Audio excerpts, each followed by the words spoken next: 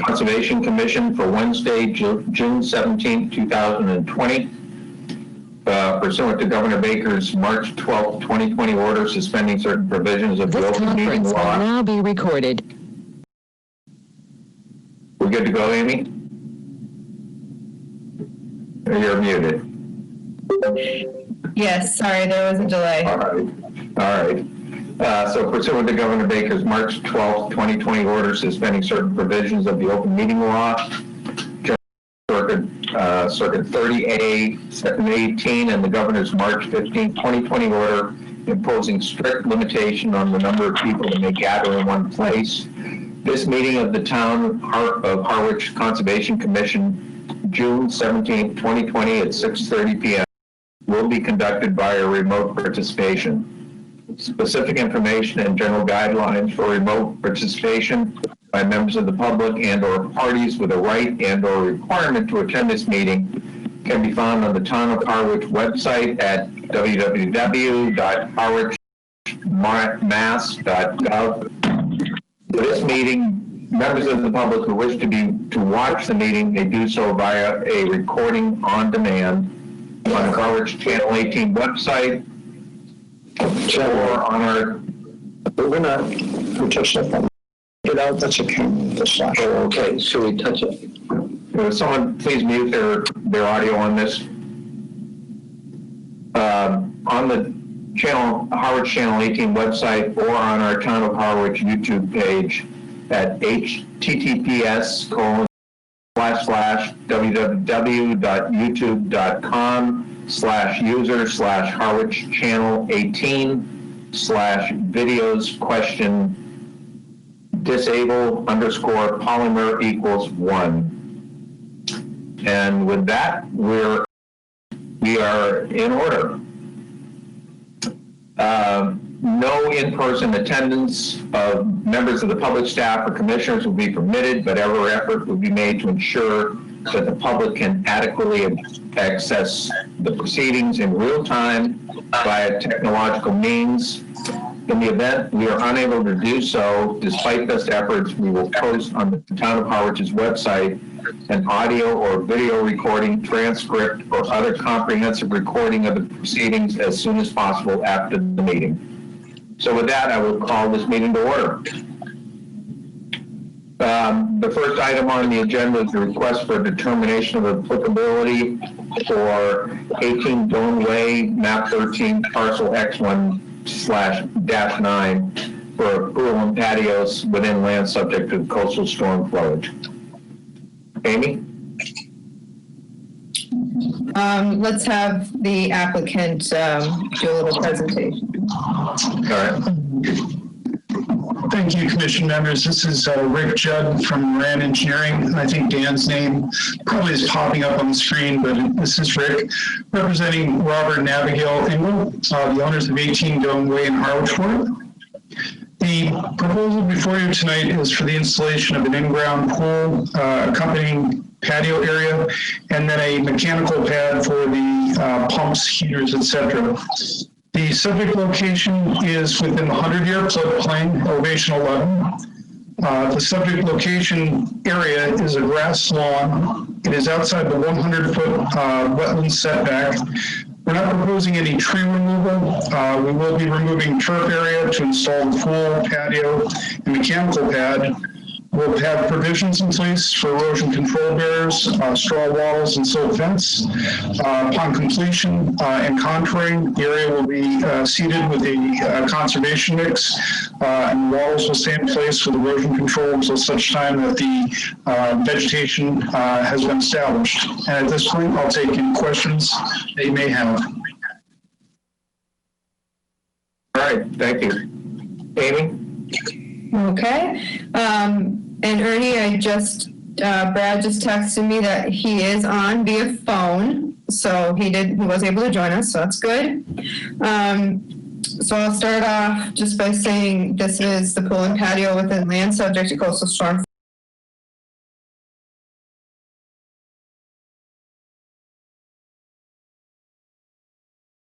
The flood zone is AE11. The work within the flood consists of bringing in fill to raise the grade, installation of a pool, patio, and pad for the pool mechanics. The area where this all is lawn. We did have a call from a neighbor, so at the end, after all the commissioners make comments, we may want to just remember to open it up to the public in case that person's on. If putting the pool would have an adverse impact or cause more groundwater in her basement. I had said really our concern was in the event of a tidal coastal flood that we were to look at whether or not this pool would have an adverse impact on her property. But just to kind of look at things, I did see that the elevation of the wetland out back was about 3.5, which should be approximately where you're going to find groundwater. They are proposing to bring the grade up from where the pool is, and that is currently 6.5 to a patio elevation of 10.1. So most likely will be above or right at the groundwater table anyways, not displacing a whole lot. So with that, it is in lawn area. I don't, in my professional opinion, it's not going to have an adverse impact in the event of a flood. I would recommend that you approve this with a -2, that work take place within a resource area, which is a flood zone, and will not have adverse impact to the resource area.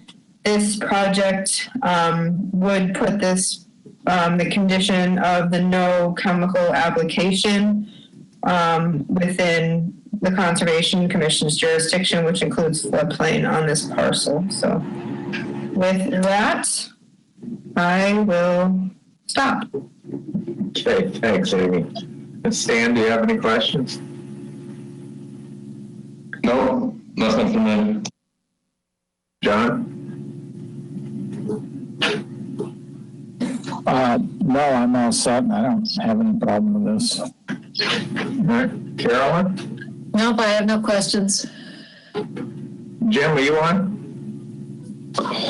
Yep, I'm on, and I agree with Amy's comments with no further questions. Okay, thank you. Brad?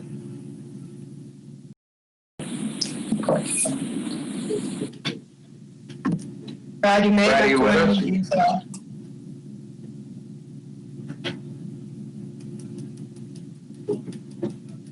Are you sure he's with us, Amy? He texted me. He says he's on via phone. All the callers. Hold on. It just showed here on my screen a little X says he arrived just now. Hey, folks, this is Brad. Am I coming across now? Yeah, Yes. we hear you, Brad. That's good. Yeah, yep, so no comments on that last one, Ernie. And yeah, if you want, finish up this one, and I can start with the next one if you want. Terrific, good. And Mark, you say is not on, right, Amy? I don't see him. I thought he was going to be at the meeting. But I guess not. Okay. Do we have any other, I have no questions, but do we have any comments from the, from other participants? If we do, please state your name first and state your comments. My name is Helen McCarthy. I live next door. And I was the neighbor that was that's worried about water in my basement. Because there's already water in their basement and a sump pump. And I've been told by the engineering that it shouldn't be a problem. And Amy also shouldn't be a problem. But if it does be a problem, because the house is, my home has been family owned for 40 years and we've never had water, what happens to me if there is water? Can I jump in here, Ernie? Please, yeah. So I can't, our purview for conservation really is in the event of a coastal storm for riverine or flooding from the salt marsh and not so much groundwater levels. This is, if it is a small amount of groundwater, if any, that this pool would be in. And there's a lot of seasonal variation in groundwater, so I can't say that, I mean, Rick Judd is on the call as well, and he can answer this better. But you'd have to essentially prove it was this that caused that. And Rick, if you have anything to add. So in other words, if I did get, I appreciate, Rick did talk to me, and I appreciate that, Rick. I'm just concerned because of a lot of the words that I hear are shouldn't, it shouldn't.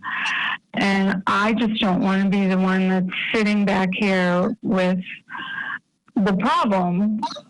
But am I getting this right? What you're telling me is, if there was water in my basement, it's my problem, and I would just have to, I don't know, maybe take legal action, or I'm kind of on my own if there's water. Is that what you're telling me?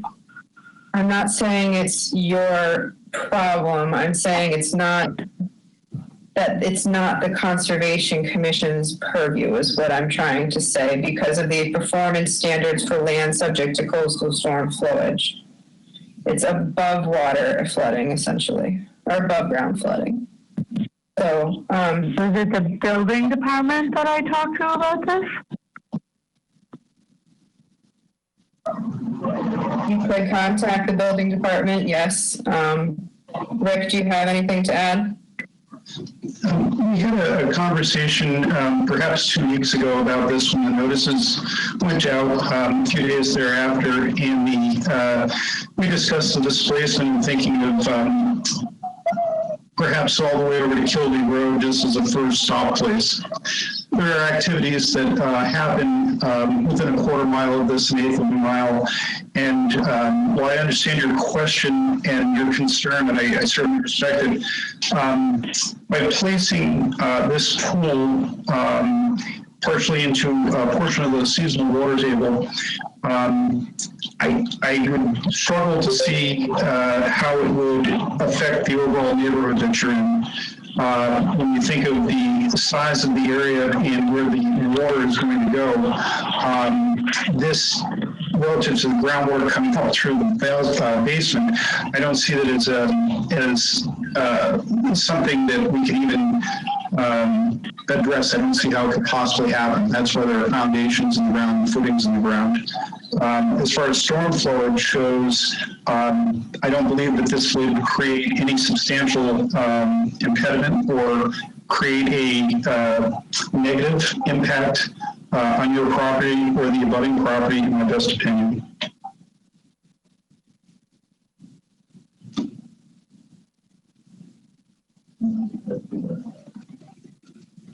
Okay.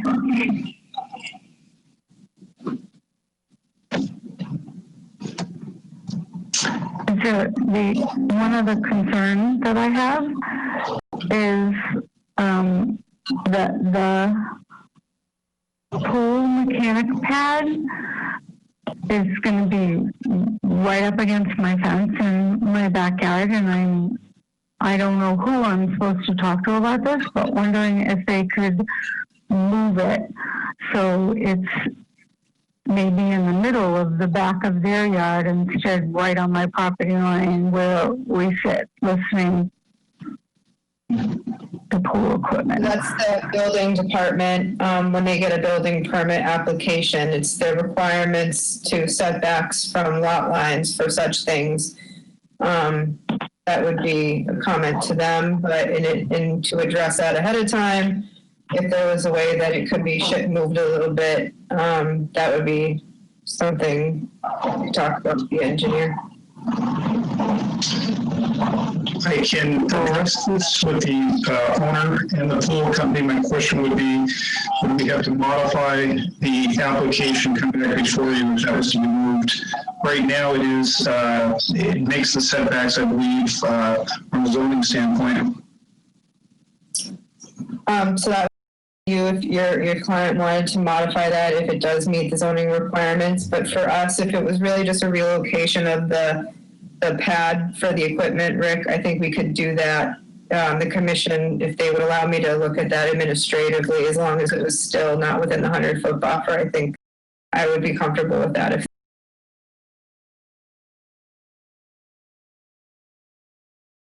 Just pose one more comment, please. Sure, go ahead. Thank you. If the client would like to help by screening the 10.5-foot buffer, his property line,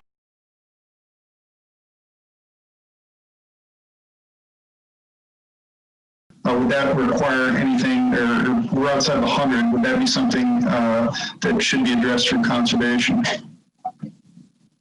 I assume it's outside the 100 that would be out of our purview. Amy, you agree? it is within the floodplain, it is our purview, so I would say that you would go by our native plant list that we can provide you, or that you can find online. It's pretty extensive. I appreciate that, and I'm sorry to the neighbor to the south. I will bring this up property owners, and we will talk about screening and sound attenuation, and you can contact us on Friday. Okay, thank you. Any other comments? Nope. All right, could I have a motion on the request for determination of applicability?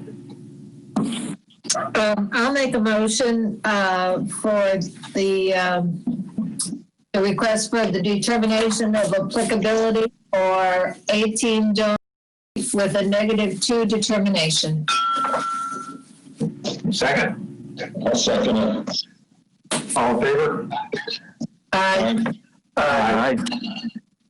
All right, I think we're good with this one then. Brad, do you want to take over for the next one then? Thank you. Thank you very much. Thank you, Ernie. Appreciate it. And thank you for handling that intro. That's quite a mouthful. All right, so next on the agenda, we have a notice of intent for 220 Long Pond Road, map 102, parcel K2. The proposal to remove walkway, steps, and retaining wall, and construct a new walkway, landing stairs, and stone wall with a planting area to prevent erosion. Is there a representative of the applicant here today? Yes. Yes. Both of us. Croto from Moran Engineering. Trying to find myself. I should be on the camera too. The project applicant, Rocky Clark, is also here. Great. Rocky would do the landscaping part and the wall footing stone to just help secure the existing retaining wall. The current plan is he would, he's the general contractor, but as for the stairs, they would be built, I believe, at this point by Eastwood Companies that working with Rocky on building actual wooden stairs. The project itself is to remove the concrete, the broken up and failing concrete steps and walkway, and replace it with raised wood structure, wood posts and wood framing, then some type of composite decking. So when I went and looked at it originally, just to go over quick, I saw that from the storms from 2 years ago, the wall was undermining, so I recommended that we also pack under that and put some stones of different grades to prevent any type of growth in the future and help hold that wall in place. The stone on the face would only extend out a foot or a foot and a half from the wall, which is there now. So then the main project is taking apart the concrete and the concrete steps. There's a little wood retaining wall right where the steps come down. That's failing also. That would be removed, and stones we put in place to hold that 2.5 to 3 foot of grade, and then the wood frame structure on top of that, all the concrete removed. Overall, our coverage drops slightly. It's pretty much the same, but it's 155 now. We're dropping down to 152 coverage. We were held up for quite a few months because of the NHESP and the endangered species, mostly because of the hard communication, because they're not in their office. And the pictures I was sending them were not received when I finally got pictures and a good explanation. They did approve the project. They still had issues. Their comments though were that all the plantings needed to be indigenous. So Rocky Clark, the applicant, and Amy and myself met at the site just to go over what the planting plan or the planting area would be, and then Rocky was going to provide, working with Amy, what the plants would be, all the native plants. The area to be planted at this point is only going to be the area that's disturbed and the area right behind the wall that is eroded. So the main reason for the project is to give the owners safe access to the pond and to remove the failing structures. Structures and prevent the footing from being further undermined. At that point, ask for questions, and Rocky's here for planting questions. All right, thank you, Dan. Amy, do you have a summary for us? Sure. We're getting an awful lot of feedback, so can everybody please make sure you're muted if you're not talking. On my end.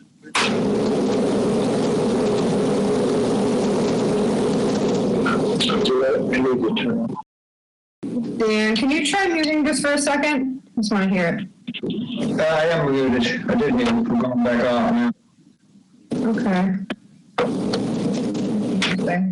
Okay. I don't know who it could be then. Could be me, I guess. Rocky, are you muted?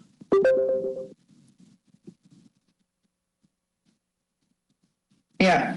Okay, so I'll give my quick summary. We just met on site the other day, and they let me know that they were kind of downsizing the application in terms of less area to be disturbed, but it would really only be 8 feet on either side of the access. And that Natural Heritage had, and you saw it with the email, that with what they were proposing, they were comfortable that it wasn't going to affect that pondweed that they were concerned about. They still do want all the natives. Because this meeting was yesterday, there's not a revision to your plan, but that could be forthcoming if the commission's comfortable with agreeing upon some conditions in regards to, a plan for planting that gets approved by me to make sure that everything is native, and any other minor revisions that we talk about. I guess I would, with this revision of scaling things down, I would recommend approval with everything being native. And we can have some discussion about the width of the access. Our regulations state that stairs or access shall be no greater than 4 feet in width. And this is proposed to be 6. However, it is less hardscape on the banking than is currently there. So I think you have ability to kind of go either way on this. And I'll leave it at that for now.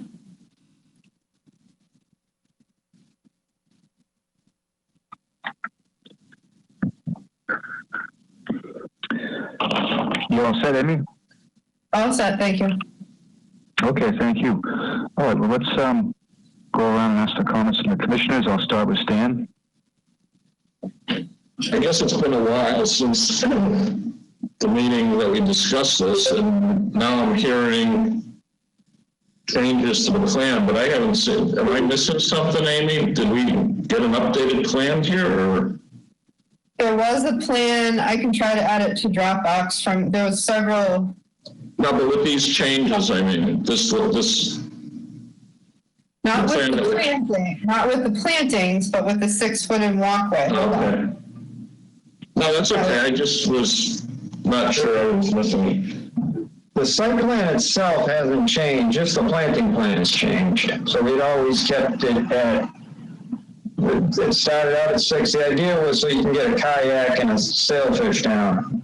Right now it's open to 9 feet, and down at the bottom is a 9x5 concrete slab. We're going to reduce that down to 6, and then up top, we wanted to keep it at 6, but keep the overall coverage the same and get the coverage off the ground itself. Now the coverage is concrete right on the ground. We're going to remove all that, could be planted, and then have the raised structure. But it provides the owner the ability to get his kayaks and sailfish down without going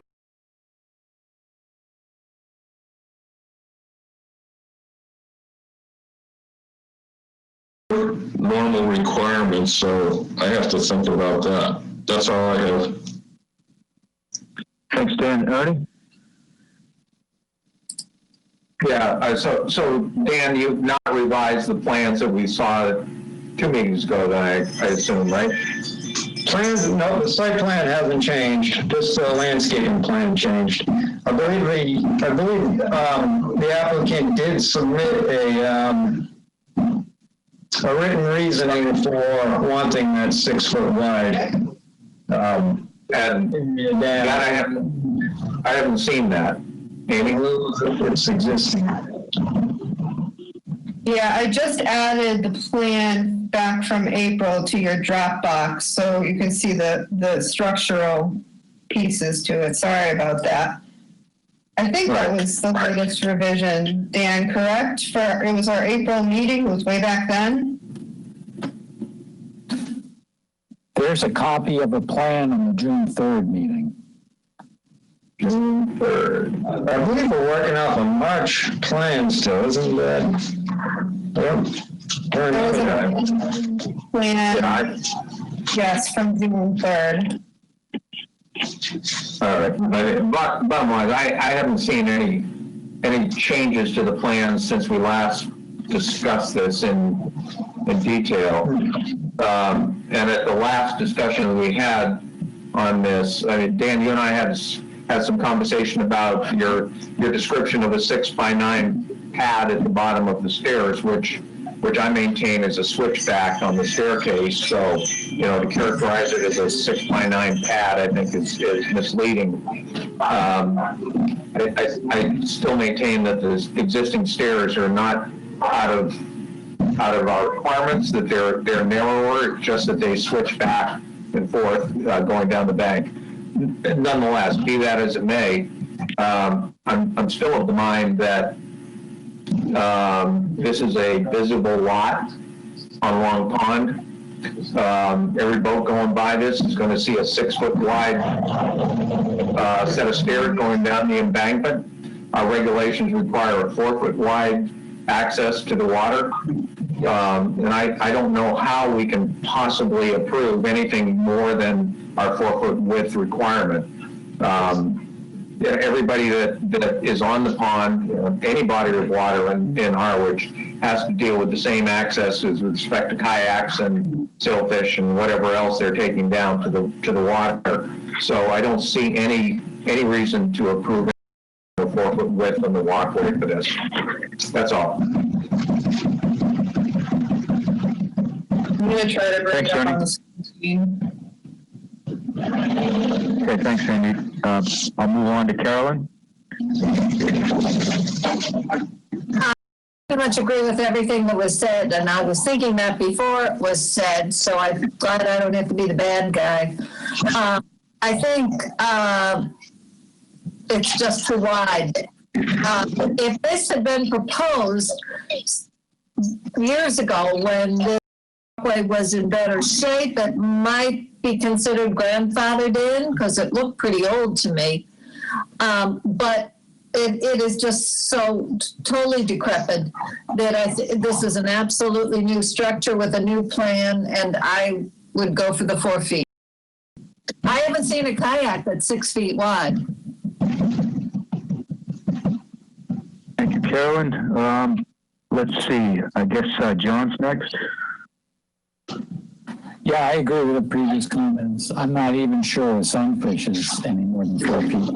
And I think we have to just go with the regulations here. Okay, thank you, John. Jim, you're up. I would agree with the sticking with the 4 foot regulation. And that's all I got. Okay. Let's see, Mark.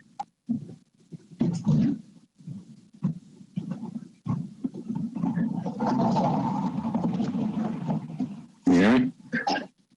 Yep. Being late.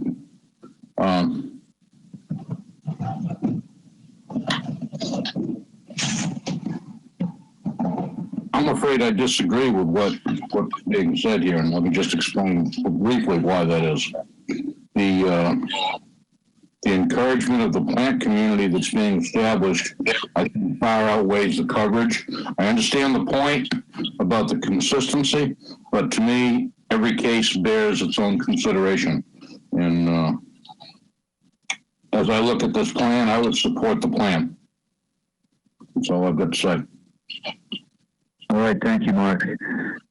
So I guess I'll go back to Dan and ask how you'd like to proceed. You've heard a fair amount of concern about the width of the walkway. What would you like to do? I guess we certainly would get the applicant's take on it, but I certainly don't think we're setting any precedent because there is a major concrete structure that we're moving. And to take this concrete off the ground, or to take the walkway off the ground and bring it up, I think is a huge improvement. I see the whole thing, the whole project is a huge improvement.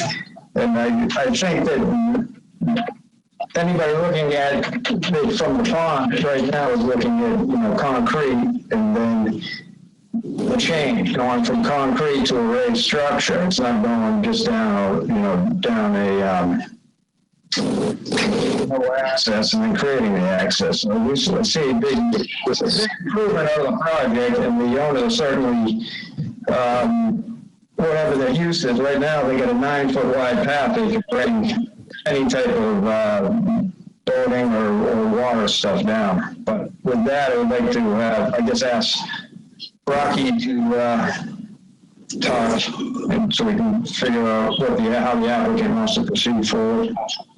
Hi, Dan. It's Rocky.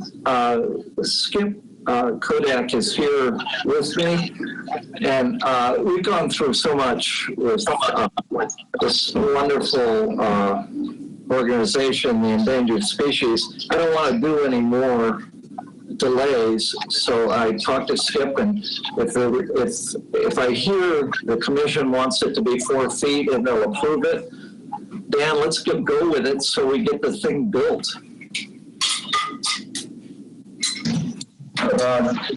Sounds like Rocky will go with what the commission recommends, and if we could do a revised plan to the commission, you can get approved tonight, get a revised plan. Like it's early next week to Amy. Would that suffice for approval? I would say so. Good. Any comments from the audience? Okay, hearing any last comments from the commissioners on this? It seems like we just had that one item to work out, and it seems like we have a solution. Any last comments? Okay, well then I would say that it's time to ask for a motion on the notice of intent. Brad, I've got a motion to approve the order of intent for 220 Long Pond Road with pleasure that a revised plan be submitted to Amy showing a 4-foot walkway and deck down to the water, and the plantings as proposed. Good. Okay, thank you. Could I have a second, please? I'll second it. Okay, thanks. Any discussion? I just want to clarify, I'd like to clarify that the plantings as proposed referred to an all-native planting plan, and that's something for Amy to review and work with the applicants on.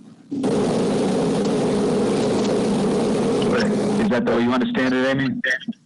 Yes. Yeah, okay. All right.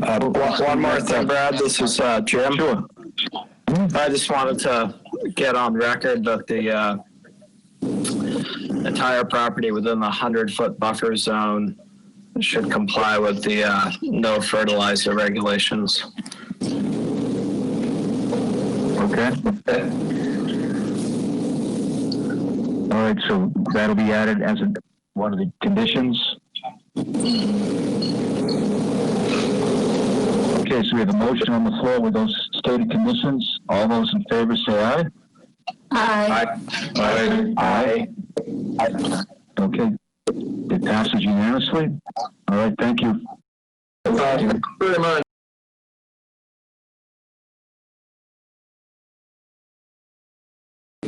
So here. Is the noise bothersome? I can't really pick it up from my phone. I think if people just need to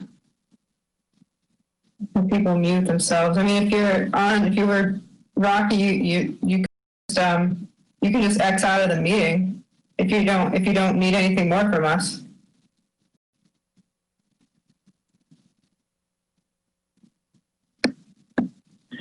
All right, well, next we have a notice of intent for 397 Route 28, map 13, parcel D1.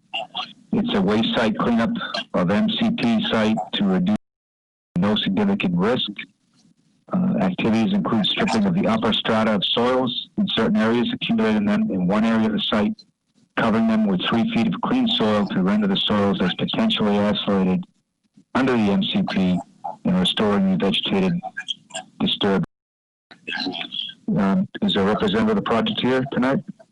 Yes, there is. Dave Crispin with the BSC Group. And I also see Mr. Matt Crichton sitting there from our Yarmouth office, Mr. Jeff Lang sitting there, and where did Mr. Handler go? He was here earlier. Did Mr. Handler leave? Oh, there he is. He just popped up again. Okay, so I think that the team is here. The Handlers and Langs are the owners of the property, and I'll just give a little bit of history. It was a snowy day back in February of 19.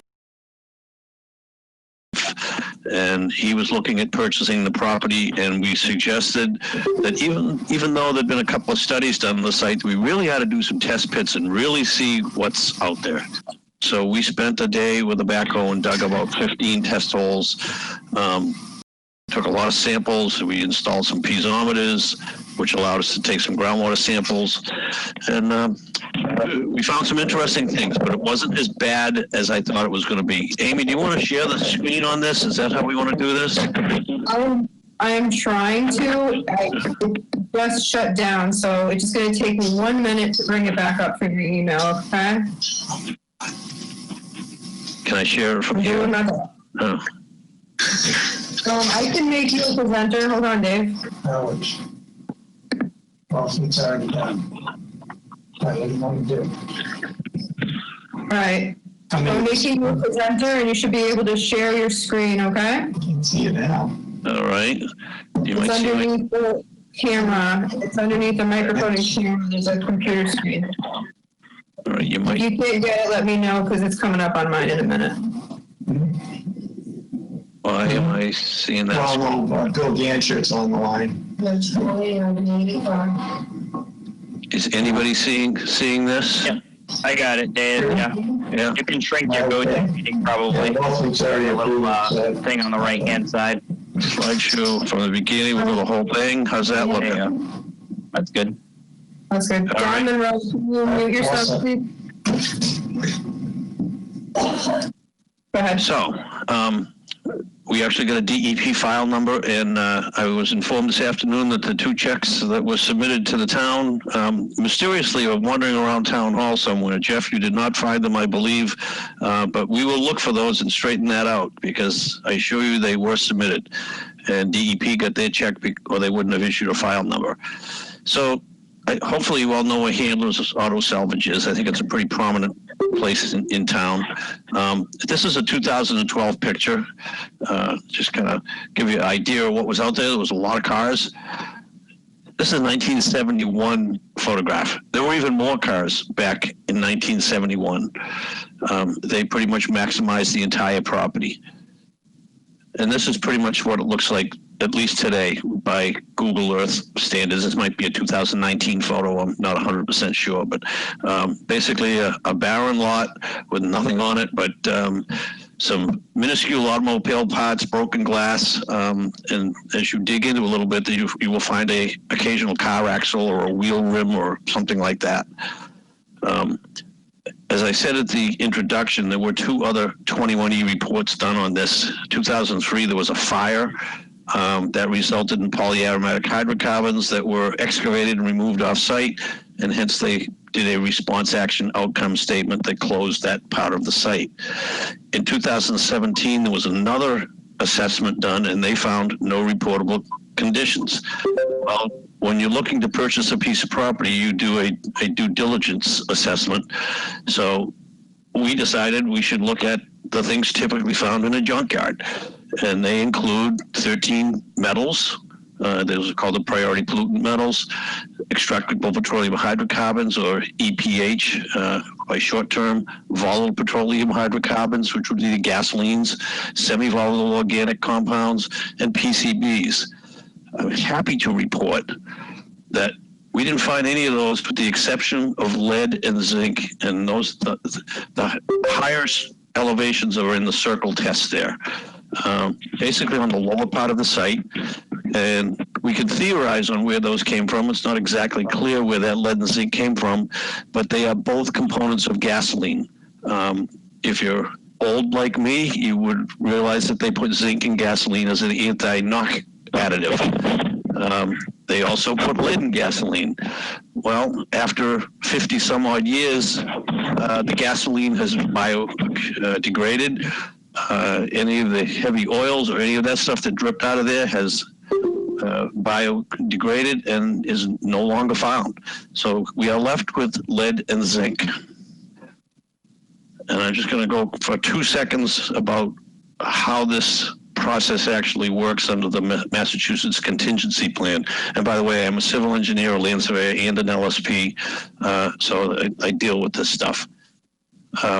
Soils in method 1 risk assessment is the simplest cookbook analysis you can do. All of the risk assessment, excess cancer lifetime risks, all of that information has been studied by DEP and put into one nice little table, and it categorizes the soils, which is surface, being S1, S2 being greater than 3 feet deep, and they call that potentially isolated, and S3 is greater than 15 feet deep. The contamination levels get higher the higher the number goes. So the deeper it goes, the more dirty it can be. We're only dealing with S2 in this case. You take those 3 soil types and you overlay them over the type of groundwater source you've got.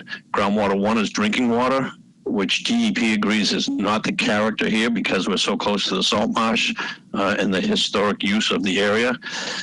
It's not GW2, which is an indoor air. Your volatile compounds, and GW3 is everything else basically. And by the way, GW3 is protective of wildlife. So if you meet the S2 standard in the GW3 area, then you can create significant risk finding with really very little other than some mathematical averaging effort. So these are the numbers that we've got out there. The S2 GW3 standard for lead is 600 milligrams per kilogram. I think it's 3,000 milligrams per kilogram. The numbers we're going to be putting once we scrape this all together and pile it up are 370 for lead, which is 60% of the S2 standard, and zinc 15%. So this is not a huge, alarming area. We put a grading plan together to think about how we can do this. And the bottom of the sheet is the marsh here, and I've got colored versions that will get you to this later. But this plan is what was submitted and shows you the grading plan, and I'm just going to walk you through what this does. Well, let's start with the tan area. The tan area, we know there is sufficient contamination across the site. We're going to scrape that up, and if you can see my mouse here, we're going to basically pile it up right here. And I know this is at the 50-foot to 100-foot zone. We're going to take this section of the site, which is proven to be clean, and put it on top of this so that it will become S2, potentially isolated. Nobody can touch it. And that means we don't have to take it off site. Removing contaminated soil off site is very expensive, and there's really no need to do that in this case. Now, down here in the salt marsh, we also did an ecological risk assessment because one of the first things we did was take a sample down here at the toe of the slope, and there was lead and zinc there, and there was lead and zinc here, and there's lead and zinc here, and there's some down in here, but after the ecological risk assessment, this was considered the only spot significant enough to remove the lead and zinc to become a no significant risk effort for the wildlife, the ecological risk. So once we strip that colored area off, we kind of pile it up in here, and the exact shape of this may change as we, finalize the volumes. This piece gets excavated, this piece gets excavated out first and put up into the area. Everything gets scraped up and put on top, and then the top piece up here gets pushed onto the top.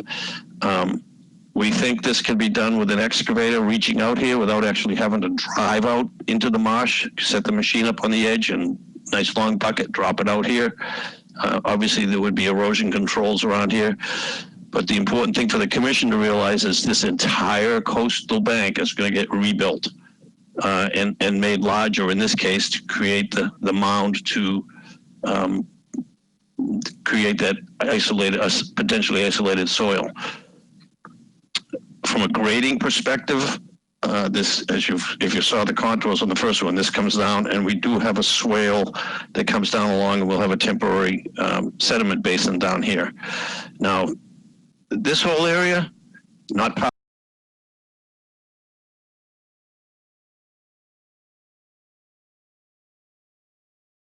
step, and frankly, because we can design around this later, we wanted to get this as kind of behind us. They can start, I believe you have a contractor already pretty much lined up. They can start this immediately almost upon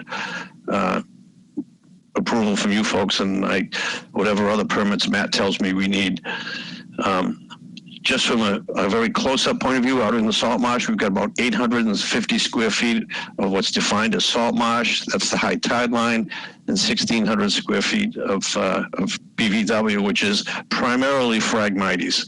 But nonetheless, that will get excavated out only to a depth of 6 inches. It's not a big, deep excavation. We use the clean sand from the top of the site, and we bring it back down. We spread it out, and we plant that with Spartina patens. So from a cross-sectional point of view, here's the salt marsh down here. We dig out a shallow thing and plant the Spartina patens. We reconstruct the coastal bank. Contaminated soil mass ends up here. There is a piece of Marify filter fabric over the top of it. And this does not need to be a waterproof barrier because this meets the S2 groundwater 3 standard. It does not have a significant groundwater impact even with rainwater going through it. This gets plantable soil on it, and up here we excavate for borrow for the site. We believe this site is pretty much balanced at this point, so there's not going to be trucks driving over the highways and everything to develop this part of the project. And if you're not familiar with Marify, they use this for seawall fabric behind it. It's a very coarse material, very solid, and it's really only there as a barrier to anybody that might unknowingly be excavating there 50 or 100 years from now, and didn't, this all gets recorded at the Registry of Deeds, but it's a physical notification at that point if someone missed a piece of paper from the registry. We had proposed to do the coastal bank at Salt Marsh here, beachgrass, American beachgrass, and Amy had a very valid conversation with us that said, you know what, there's no beach, there's no sand currently, going to be sourcing this, and maybe it won't do so well. So we talked to our landscape architects, and Amy's suggestion, we talked about marsh elders, in Cape Cod native seed mix, bayberries, beach plums, Virginia rose, and sweet ferns on that. It has not been specified as to the density or that. And frankly, that's because we kind of thought you would want some time to think about this, and we have a couple of weeks to respond to that question and any others that happen to come up tonight. So when we do resubmit a plan, we're kind of dealing with one final plan. And that's really the project in a nutshell. Very, very quick. So with that, I guess I will leave you to questions. Okay, thank you. That was a lot. Amy, do you have a summary for us? I do. So this is a wonderful thing to be site, and so it's a good endeavor, I think, for the applicant, and great for the town.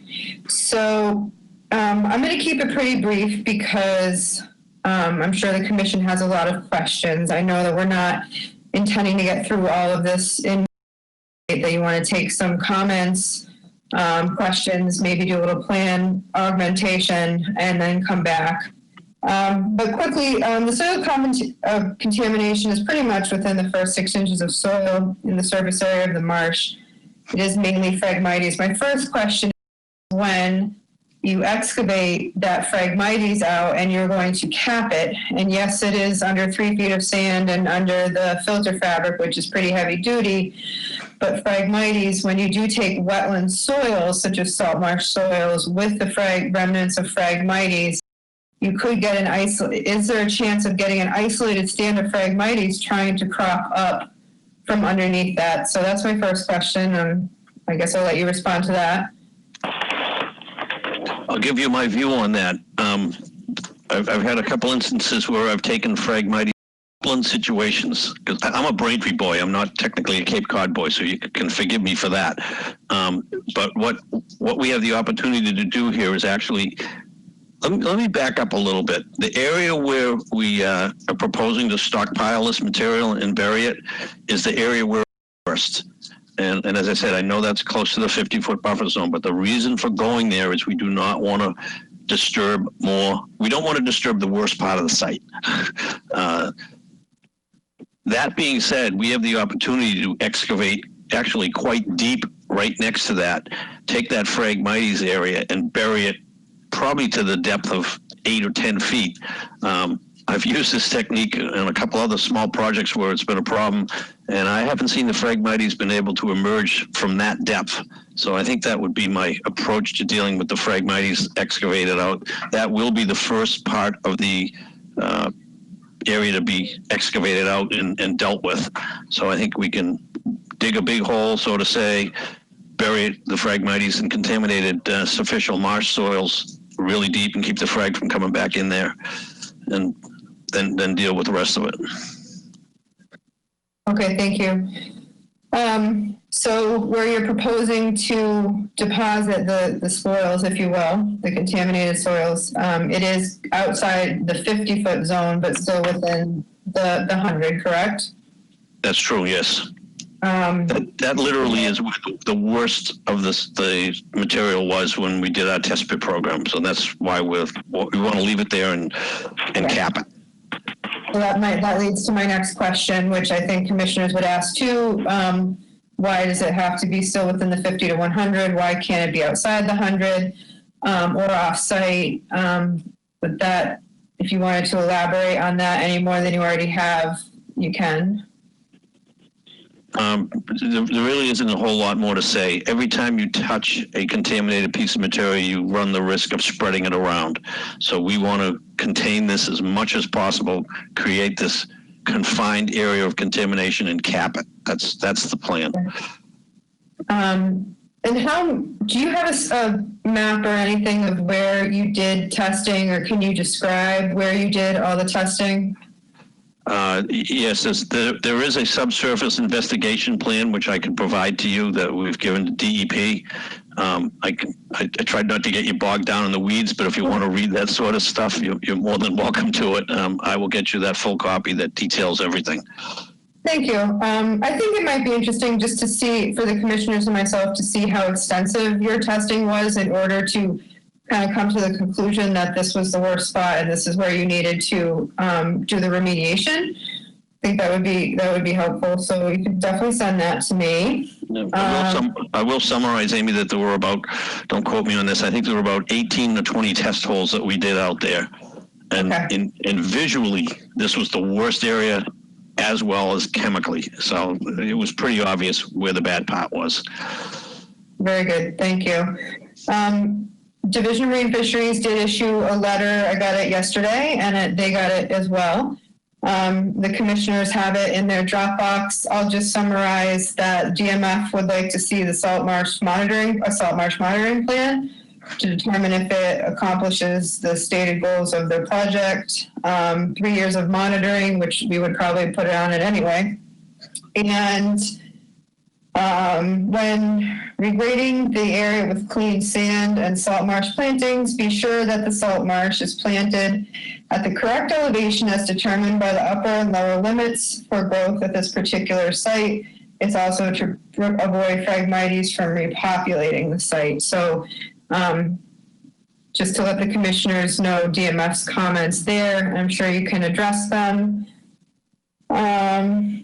I don't think I have too many other questions right off the bat. Oh, other than, can you bring up the plan again of the area of activity that's covered under this NOI, please?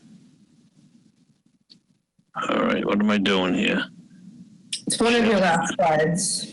Yeah, how did I lose share screen? Start sharing my screen. Does that do it? There you go. Okay. You want that one? Which one are you looking for? The blue and light green one towards the end, that one. That one, yep. This one, please. So on your site plan, and just so the commissioners know, Matt, Dave, and I had a conference call the other day to kind of address this. The plan kind of showed a lot of things going on. So in addition to what you have blocked off in colors there, David, is the additional grading that you do show on the site plan going to take place as well during this phase? Well, this all gets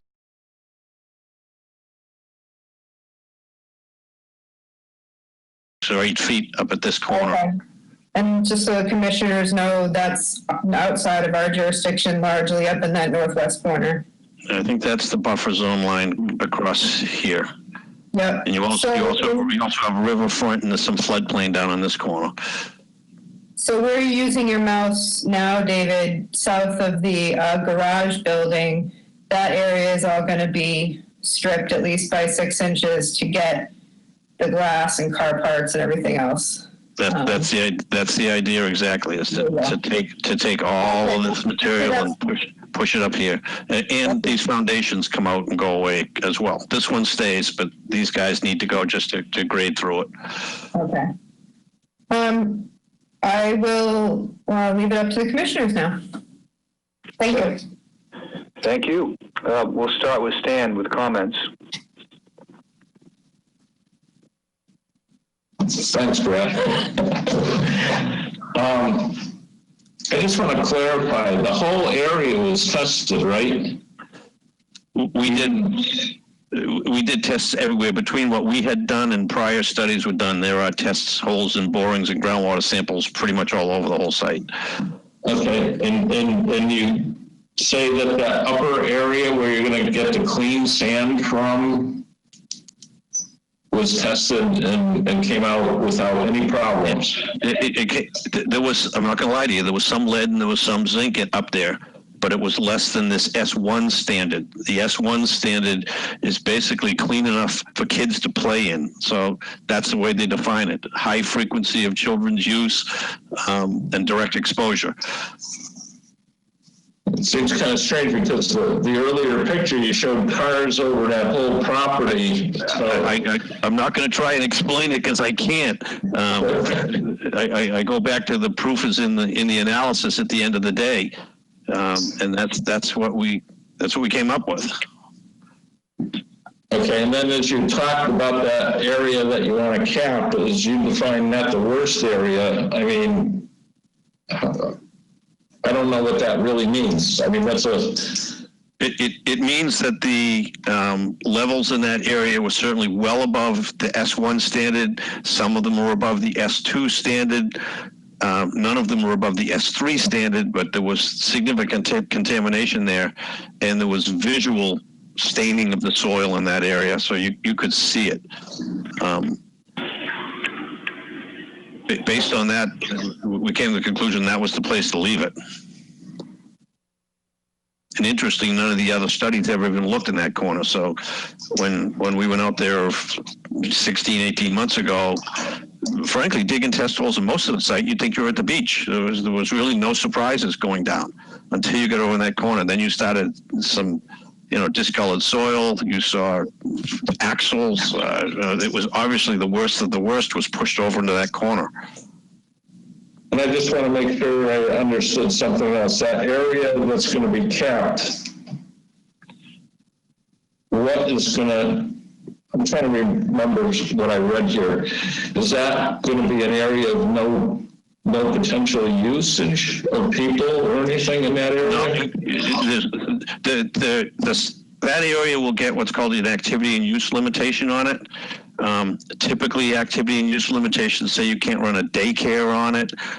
You can't plant vegetables on it, that kind of restrictions. Frankly, at 3 feet, the whole premise of the MCP, if there's no exposure, there's no risk. So for something to be 3 feet below grade and isolated on private property, whatever the use of this becomes, some of this may be a parking lot in the future. We just don't know what that whole site's going to turn into. Okay, but it's not going to be risk whatever it is for anybody to be able to get to it. They'd have to dig down 3 feet and get through that barrier. Okay, I guess I still have the one problem. I'm not an expert in this area. Is I'm always still concerned about leaching and groundwater and down towards the harbor. And that's a fair concern. We have done a couple of rounds of groundwater testing out there. The lead, don't quote me on the exact number, the lead standard for GW3 is 0.01 milligrams per liter. We had some tests at 0.011. Now, you must bear in mind that a new well quite often is impacted by sediment in it and murkiness, and they tend to get better with time as you monitor them. We fully expect that to happen. The fact that the average soil mass, called the point of exposure, exposure point concentration is the average of all of the sample points we have in that, is less than the S2 standard in the groundwater 3 area. And that is presumptive of protective of wildlife. So I don't think we're going to have back from this. But I guess we're going to scrape everything and deposit everything and concentrate it in one spot. Okay, that's going to become a greater concentration, and over time, that's not going to leach. Again, I can only go by what DEP has done with their Method 1 standards. Again, if it meets S2 and GW3 standard numbers, their calculations say it's not a significant risk. But how do you define? Have we changed that area now by dumping everything right there? I would say no. If I was to define the entire site, all right, as the disposal area, I would still take the same arithmetic mean of soil samples. Whether they're in one place or whether they're spread over the whole site really does not change the outcome.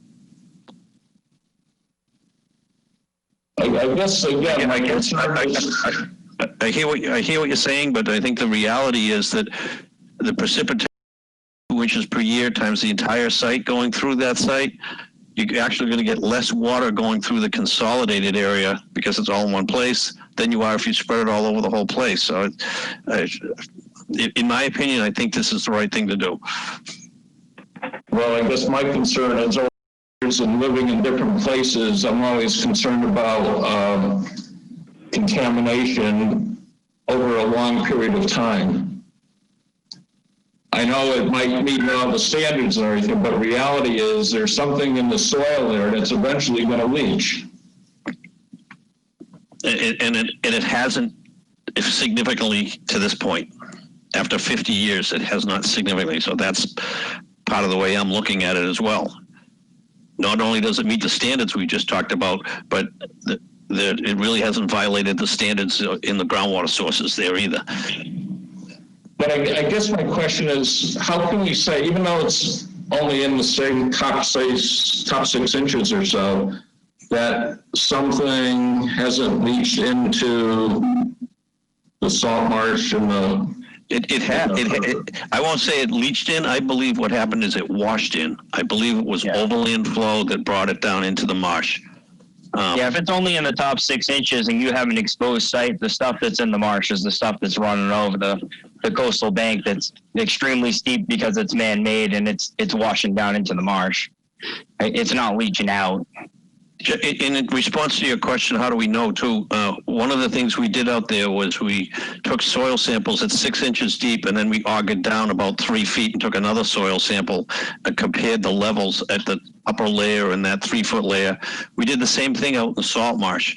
So we know that it's limited, the significant stuff is limited to the superficial material. Okay, that's all I have. It's a miracle. I mean, if I could predict this looking at it the first day, I wouldn't have been able to predict it. Thanks, Dan. Carolyn, you're up. Yes, having looked at this site for the past 50 years also, it is amazing that the numbers that you discovered are the true numbers. I'm not questioning your truthfulness. I'm just saying that is amazing because I've looked at cars there. I bought hubcaps and things there. That site is a mess. Was a mess. Has been a mess since I've been here in Harwich. I think that since it has been such a terrible site, I think as a commission, while we have the responsibility to clean it up properly, I think we also have the responsibility to recognize that some cleanup is better than no cleanup. That this is an enormous job and an enormous private job. And as you said, to cart off the contaminated soil to another location would be extremely expensive. We may never find any buyers who want to buy it and cart it off. So this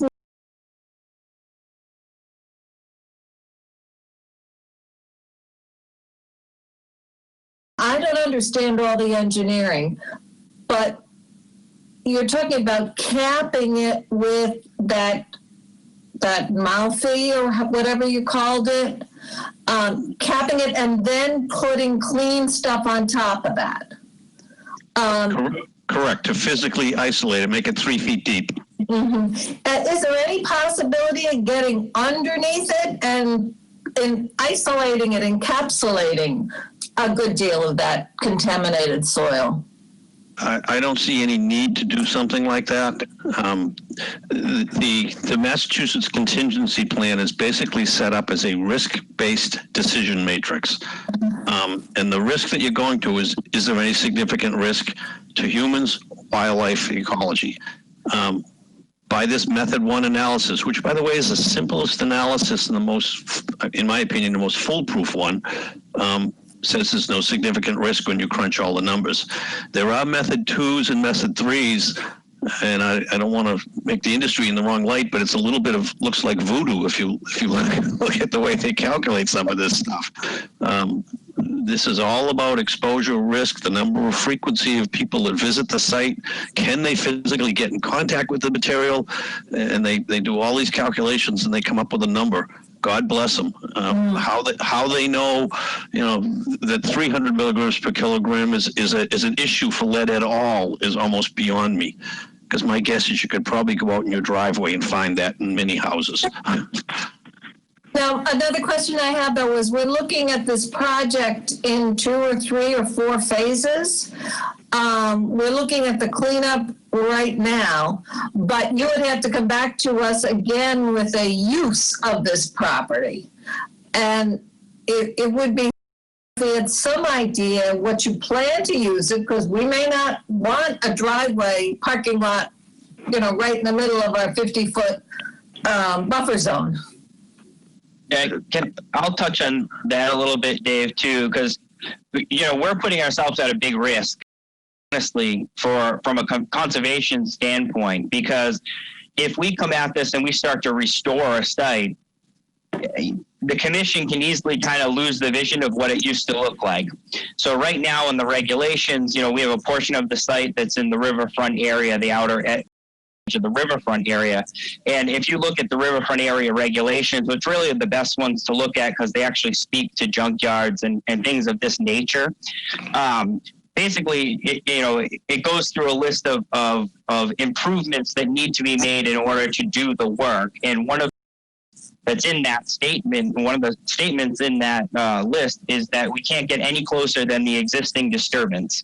So right now our existing disturbance is essentially all the way up to the edge of the coastal bank, or salt marsh rather, because the coastal bank is all fill, it's all junk essentially that's been pushed around and moved around the site.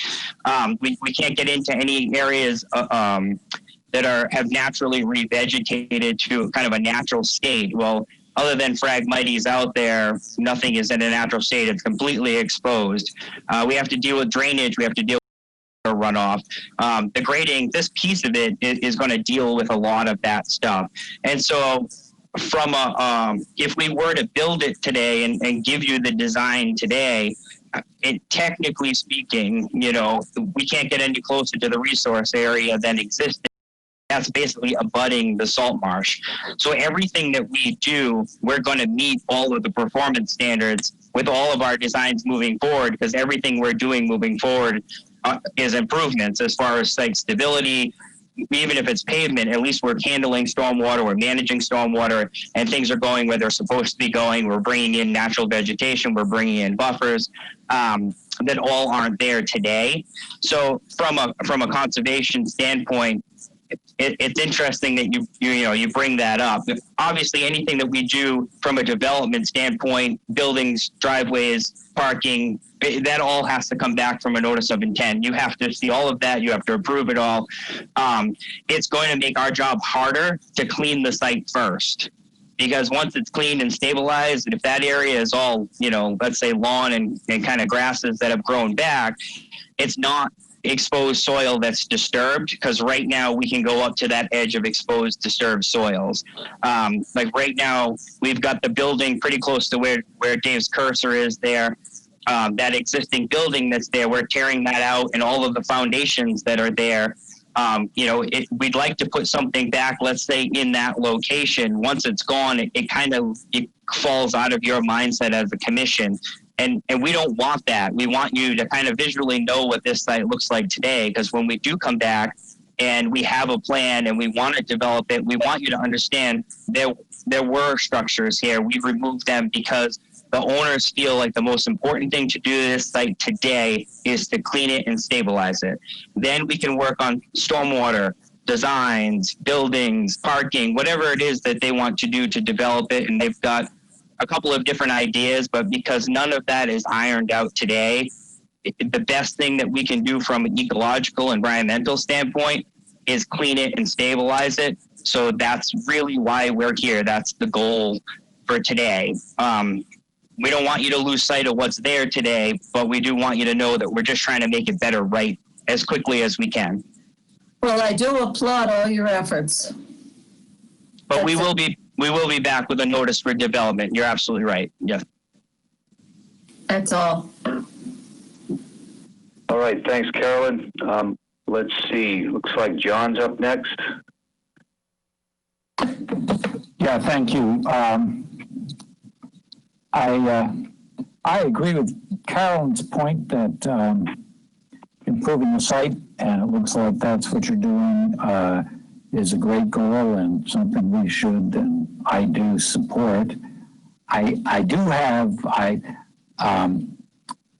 Stan articulated a bunch of questions that I had as well, but I want to explore those things just a little more. And one thing is, did I understand correctly that this chunk that's shown on the plan sticking out into the salt marsh in the southwest corner, that you found contamination there that needs to be remediated? That's correct, right? That is correct. And I think the reason is, you can almost see this, there's a rivulet that comes down here, and we had surface water that was shooting out right there. And I think that's what's happened as to why, because we've got tests all around this that don't require it, and a couple in the middle that do. So but tests around there also showed, do I understand correctly, that there was lead and zinc, there is, in the salt marsh there, it just doesn't hit the threshold that requires remediation. Exactly. Exactly. And that was part of the ecological risk assessment as to, you know, how bad is bad enough. This was bad enough to need it. This area was not, even though there was levels in there. So the way I understand, as it's been described here, and I don't have any previous familiarity with the MCT standards or anything, but the way I understand it is primarily what the focus there is to protect visitors to the site or anybody using the site from directly contacting the contaminated soils. And the more contamination there is, the deeper you have to bury it, basically, is my understanding.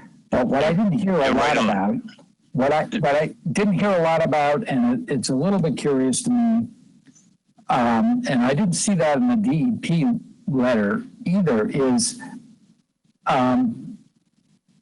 what is the risk to the wildlife in the salt marsh from contamination from these soils? And again, seeing that the MCP process focuses mostly on surface access, there's a reference to groundwater contamination, but I don't get that focus on groundwater contamination is really relevant to this particular site where you're on a grade right next to a salt marsh, where any kind of leaching of the heavy metals into the salt marsh will, if it leaches, will get contamination of the salt marsh and potentially pose a risk to wildlife in the salt marsh. And so I don't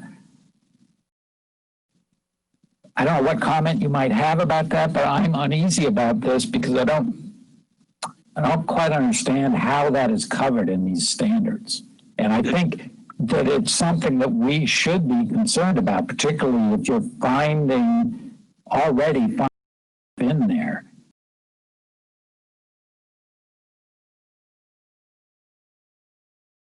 Theory.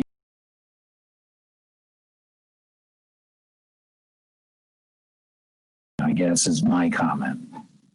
And so I have one other point or question, and it might be a question to you, it might be a question to Amy, but along those lines, if you're doing replanting, and our focus generally in cases like this, cases where you're doing something close to the wetland resource, is want you to plant natives. But one of my questions would be, are there plant selections that could be made that are known to heavy metals in the soil? So would one way of addressing this issue be to specifically require certain species that are known to take up lead and zinc if it's present in the groundwater?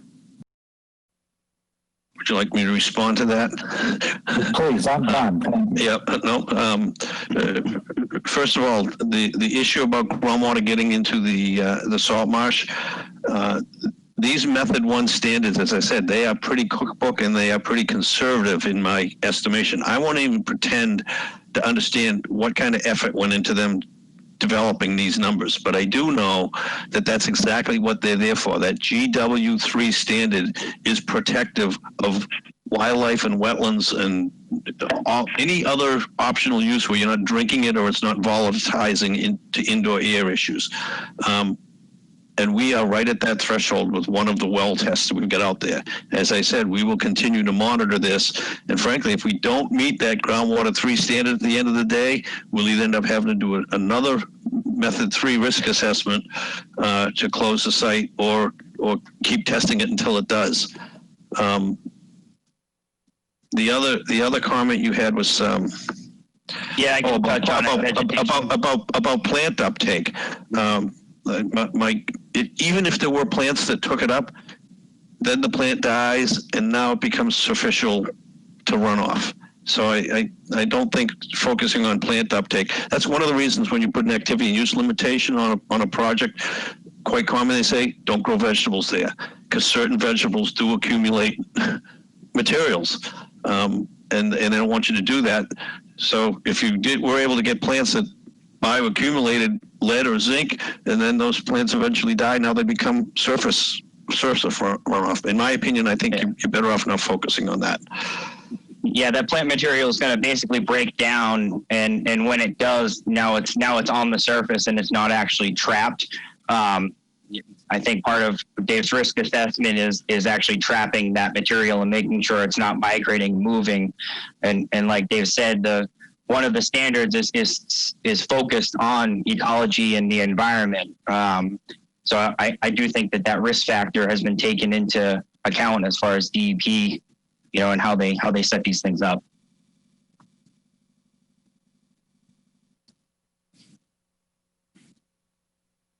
Okay, thank you. It makes fascinating reading. It's about 500 pages of gobbledygook. All right, thanks. Looks like Mark, you're up next.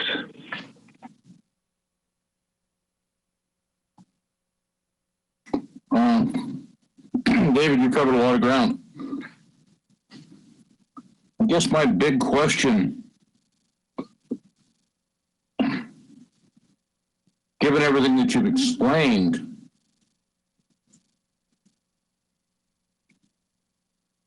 I guess I'm not understanding why you wouldn't go to maybe it would be an extreme, but I don't know why you wouldn't put a liner in the hole to contain everything totally.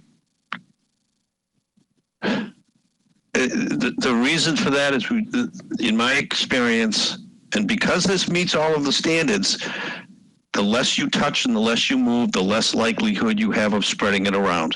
And that's as simple as I can make it.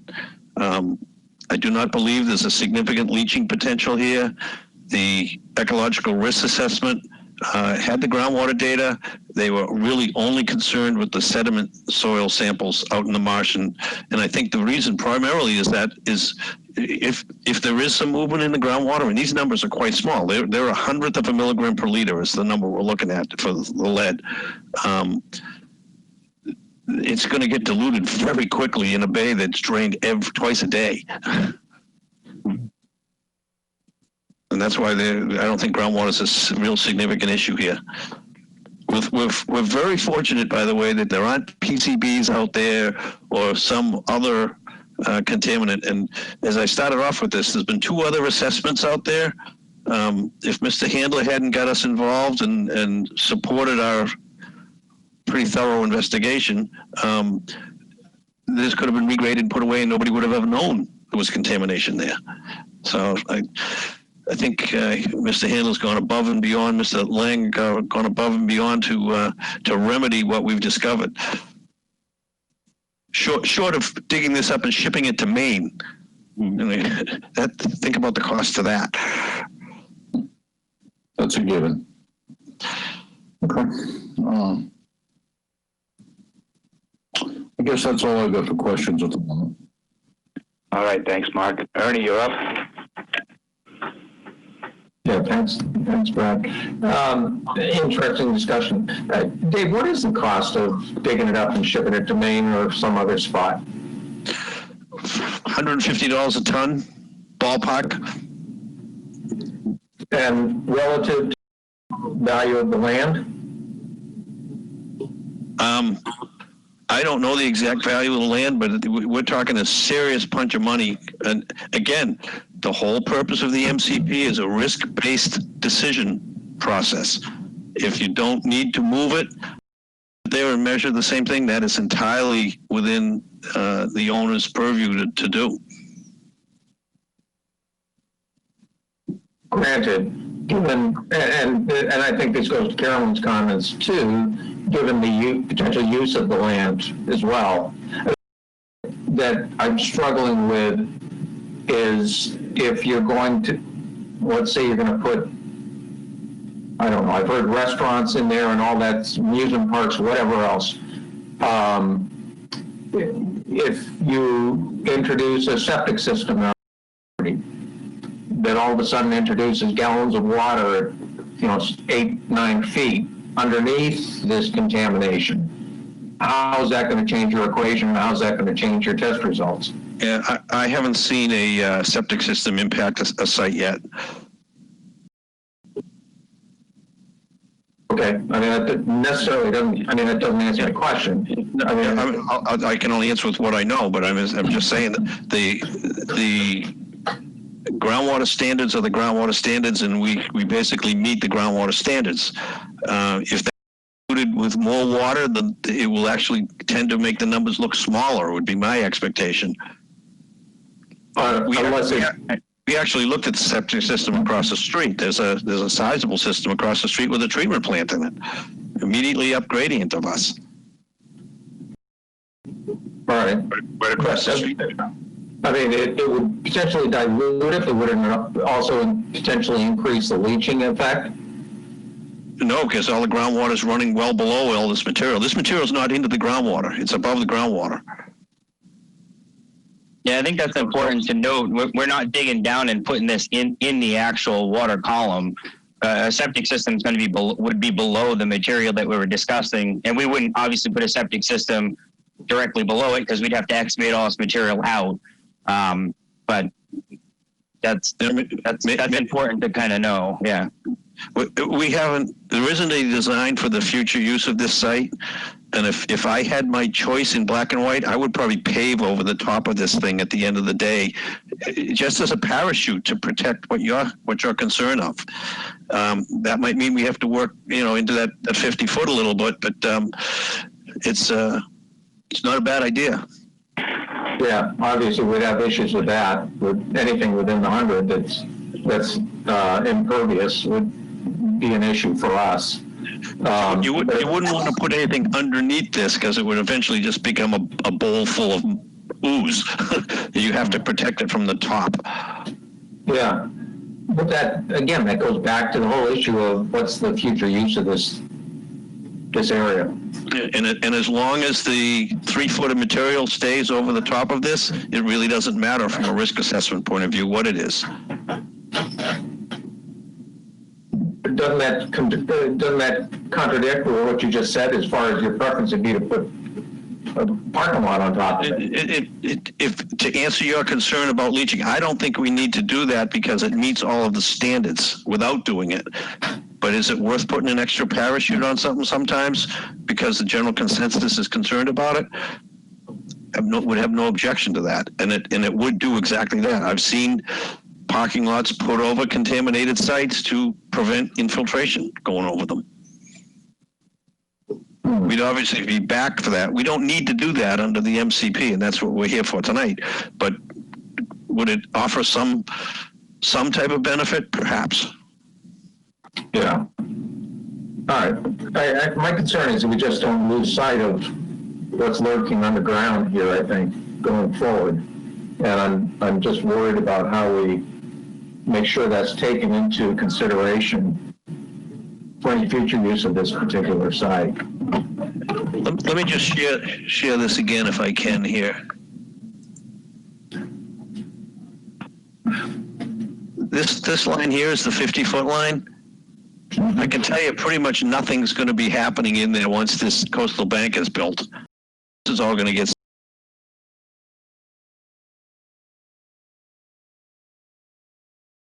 lighter color.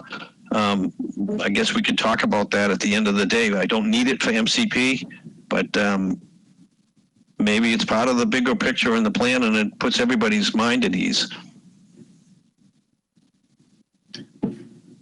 Amy, I'd be interested in your thoughts on that. I mean, I'm not too familiar with those standards. I'd be looking at it from the way of environmentally, is this rendered to the, to the point where the levels are low or lower than standard? I would suggest for anything that we do here that we have not just the marsh monitoring report, but that we continue to, you have your monitoring when on site, or to continue to do some monitoring out there just to make sure. When talking about parking lot, I know we're starting to talk about future design here, and that's not where we want to go tonight. But I wouldn't necessarily be in favor of paving right up to the 50-foot line or within that either, if it's proven that what's underneath that, if it's not needed to do that for better protection. We're in charge of protecting the environment. As far as for the health and safety of people on the site that are going to be using that site, I think that's really up to, for personal, person's health. I think that's really up to the applicant to make sure that they meet those standards. That is my job, exactly. And as far as monitoring is concerned, once we get into construction, we're going to go through another whole round of sufficient soil samples on the whole site so that I have all my data for the whole place, and we're going to continue to monitor groundwater out there. So this is a lengthy task to get through this from the MCP perspective. Maybe what might be helpful, and the commission can say yes or no to this, can we have, a construction protocol for the order of things that are going to happen here, and after the soils are excavated and capped, can you give us a couple of bullet points in a narrative about what that, monitoring is going to entail without going into in-depth detail? I'll abbreviate what's called this is being done under a remedial action measure. It's called a RAM plan. So I can abbreviate that for you so it's not so lengthy. No, that would be good. I think it might give people a bit more of a sense of not just doing this and walking away. Here's all the things that we have to still comply with and check on a routine basis. Yeah, that would make me a whole lot more comfortable going forward too. So this discussion today is preliminary. That there's a lot of work and research still to be done on this, I assume. So with that, I guess I'm done with my comments. Thank you, Brad. When I say I'm going to do more soil sampling, the reason for that this is scraped down is I need to make sure it's clean, that we've scraped away enough. And we did about 20 or so of those across the whole site. I've got to do another 20 of those across the site, space them out and do those analysis. Yeah. Okay. And I can't close this until the RAM work is done. So I have a very good envisionment of what needs to be done. I'm going to have to do a bunch more analysis to get that, and then close that under the MCP will be the ultimate process. It's called a permanent solution now. They used to call it response action outcome, but now it's called a permanent solution. And that's probably important for the commission to understand that, once we start scraping and doing the work, there's more monitoring to be done, and that the state does have a full process of monitoring and test results and taking the time to do this stuff. It's not, like Carolyn, you said, anything is better than nothing out there. We're not really looking for anything better than nothing. We're looking to here are the standards. We're going to meet these standards. We're going to make this safe. It's going to be a good place other than, it's not going to be farmland, but it's going to be safe. It's going to be, maintained in an area. We're going to monitor groundwater. We're going to make sure that it stays in that area. The state is going to sign off on that work because that's their charge. We're kind of dabbling a little bit in, the commission trying to understand what the state and Department of Public Health and all of these, all these different agencies have done and set these permits and these programs up. And it's kind of a little bit beyond the basic Conservation Commission kind of parameters, other than we're in your resource areas, so you have to hear what we're trying to do, but it's hard to understand probably that whole process because it's not something that you guys look at. But, it's important to know, like Dave said, that we did all of these samples. We're scraping the entire site. We're doing more samples. We're continuing to test the groundwater. So everybody that's concerned that this is going to leach in the groundwater, we're testing that in order to close out the site. So we have to show that we're meeting all of those standards, not just making it better, but actually physically meeting that standard and closing out the site. So hopefully that, even though you guys may not fully understand all of the standards and what's involved behind it and the research and everything else, it gives you some comfort to know that there are parameters that have been established out there and protocols that we're following. Thank you. And thanks, Ernie, for your comments. Jim, you're up. I think I understand the remediation work, and it all pretty much makes sense to me. I'm generally supportive of the proposal. I do see the benefits of keeping the material on site. Otherwise, you're really just giving it to somebody else, somewhere else, and it becomes their problem. I see how it can be kept safely on site, so I understand that. A couple of questions about the replanting. Is there a contractor chosen for a salt marsh replanting? I don't believe that we have a landscaper or a contractor chosen. BSC does do a little bit of this. We've done it for MassDOT. We've got we do design salt marsh restoration areas. I just did a whole program for MassDOT where I taught a whole salt marsh restoration class because they have a lot of impacts with when they build new bridges and things like that, and they widen them or expand them. So we will internally, we have landscape architects as well that will design a plan. They actually have one kind of already set up that will be after talking with Amy and adding some different species along the banks and things. You'll have that so that you'll have spacing and plant spacing and things like that. But that person, that contract hasn't been awarded, let's say, as far as who's going to physically do the work, as far as planting is concerned. But BSC will definitely be spearheading the design. We'll be setting up the stuff with the Division of Marine Fisheries as far as their protocol. I know Riverfront Act requires 2 years of monitoring. Most commissions, and I know you guys, it's usually 3 years of monitoring. With salt marsh, the state often asks for 5 years of monitoring. So that may get kicked back to us with that request, but more than likely, because of the location of this and because it's not a high energy area, the 3 years of monitoring should cover this area and this program. And we'll be doing the elevations out there to verify where the Phragmites is growing and what the salt tolerance thresholds kind of are. So it sounds like a BSC group will be responsible for it. We'll be responsible for the design work and that kind of stuff. Yeah, we may not physically put the plant in ground, but we'll be responsible for the design and working out the protocols, and we can do the monitoring and all that. Yeah.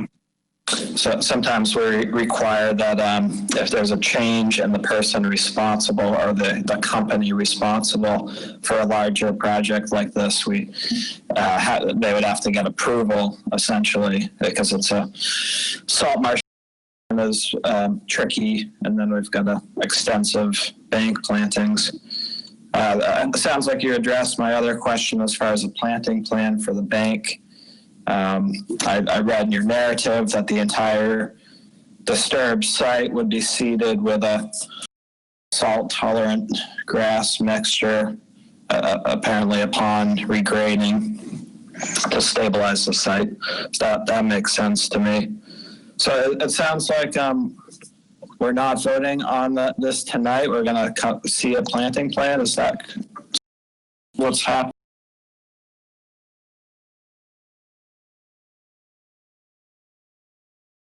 Which is there another No, day? go ahead, Just Dave. me. No, that was I had planting plan on my list here. I had a timeline on services and summary of work kind of thing. The monitoring plan, and there was one other one buried here somewhere.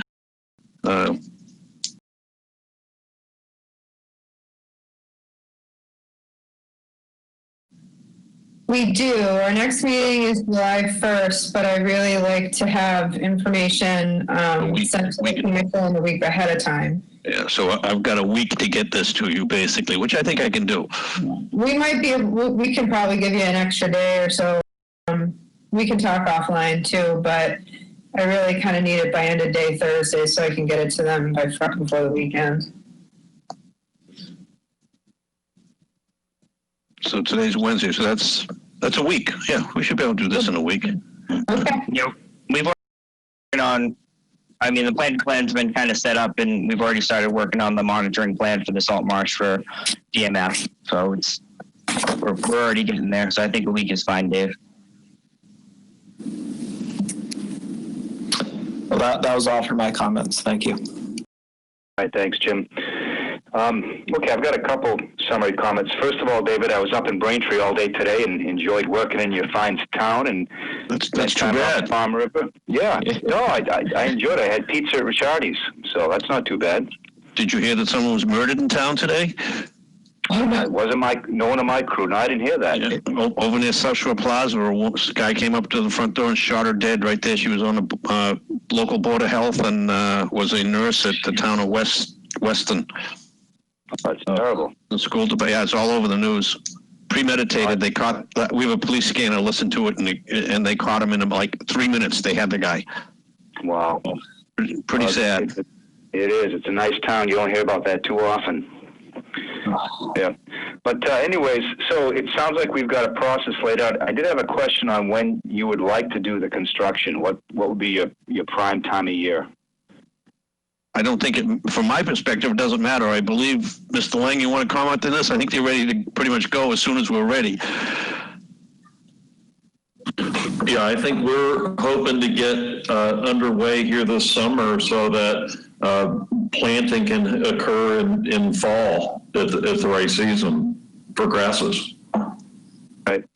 Yeah, because what I'm hearing is that surface flow could be a concern, and probably surface flow might be a greater potential to distribute some contaminants more than groundwater. So, if we got into seasons that had really high rainfall, that might be a concern or might require, additional erosion controls. So it almost sounds like it's in everyone's interest to do this, in the summer and have your plantings in the fall. So your erosion control is going to be basic hay bales and fiber rolls along the perimeter. At the downhill, is this view still showing? Yep. Yeah, and once this berm is formed, there's going to be a swale across the top of this, so nothing goes over the edge of this. It all comes down into a temporary sediment basin here, and we may end up with more stuff at the top once this is formed. But you can really only put the bottom and then build a hillside, so to say, and then protect it again. Okay. Well, when you come back with your updated narrative, if you could just add some language on what you would do for contingencies in case during construction there was a 1-inch rain event or some significant rain event that might cause problems on the site. It would be helpful to know or have planning for that. If you could add that to your list. And let's see. I think Amy's comments earlier on the frag excavation was important. We want to make sure that that's not going to come back, and that probably speaks to the monitoring plan, so more details in the monitoring plan would be helpful. And just connecting what you have to do for MCP processes to the things that we're interested in, like, 3 years of monitoring for the plantings would be helpful. I think that's all I've got. Any comments from the audience? Brad, I have one question. Sure, go ahead. When you excavate and then relocate all of the contaminated soil, how tall above ground do you estimate this pile of contaminated soil will be? And then you're adding 3 feet of clean soil on top? So what shape and how tall do you envision this to be? The best way to show this is with contours, and if you're not familiar with reading contours, the steeper the lines, the closer the lines, the steeper the gradient is.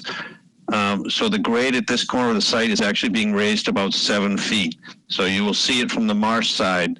From this side, you won't see it at all. It's a uniform grade coming all, uniform grade coming all the way down in this area. So it's really just mounding up this corner from the marsh side and looking at it. I don't think it's going to be offensive in any way, especially with all of this being planted. Thank you.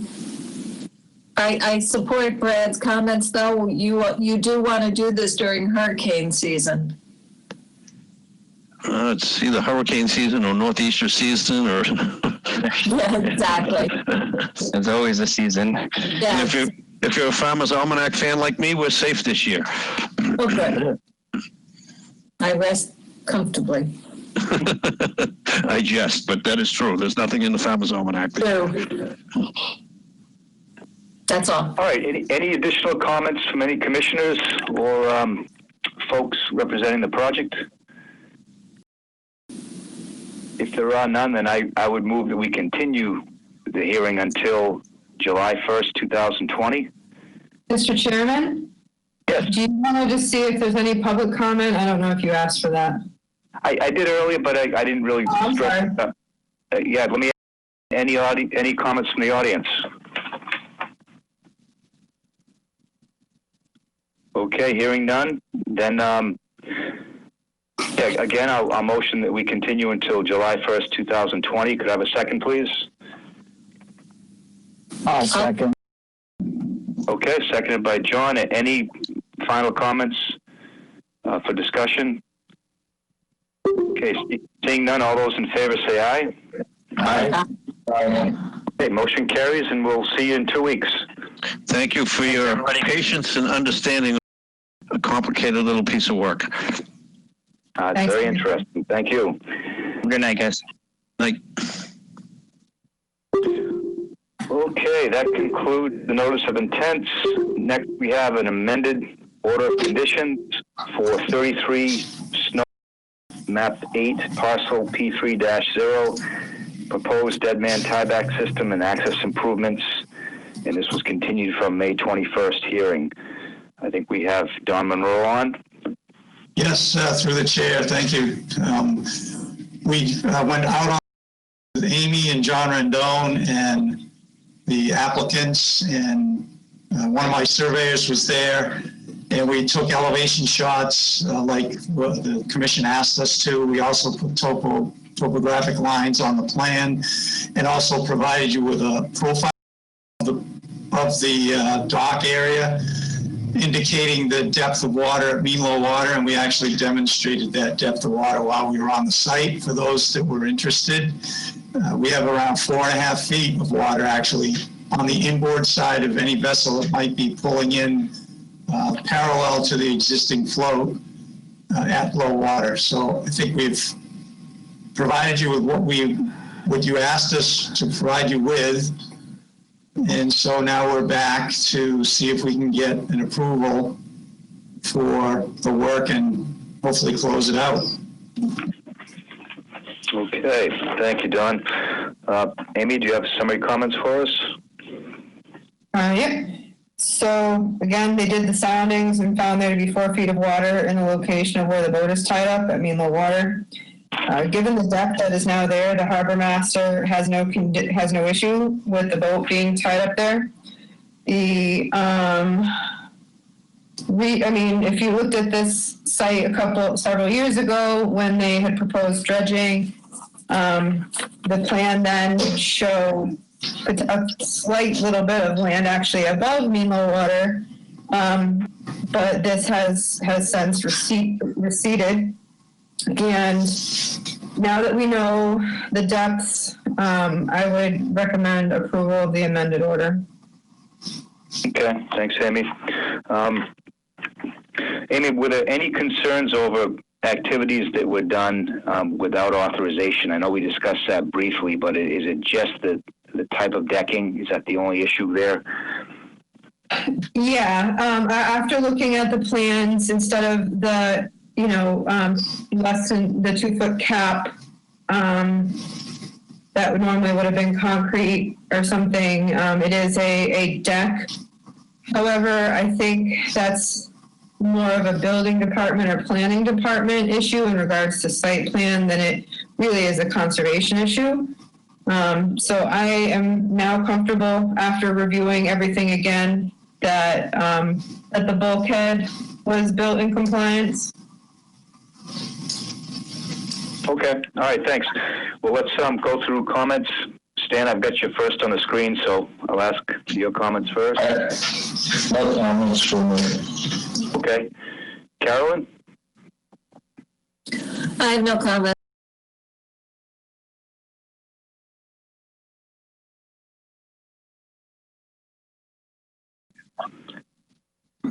None here. Ernie? No, I'm good. Thanks. Okay. And then Jim? Yeah, nothing from me either. Okay. All right, so we just need tonight to approve an amended order of condition. Is that correct?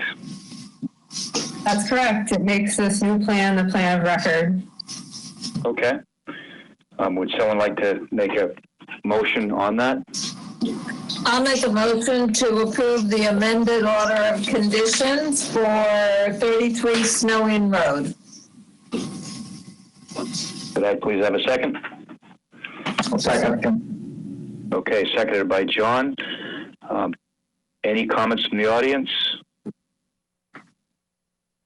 Any further comments on the discussion? Seeing none, all those in favor say aye.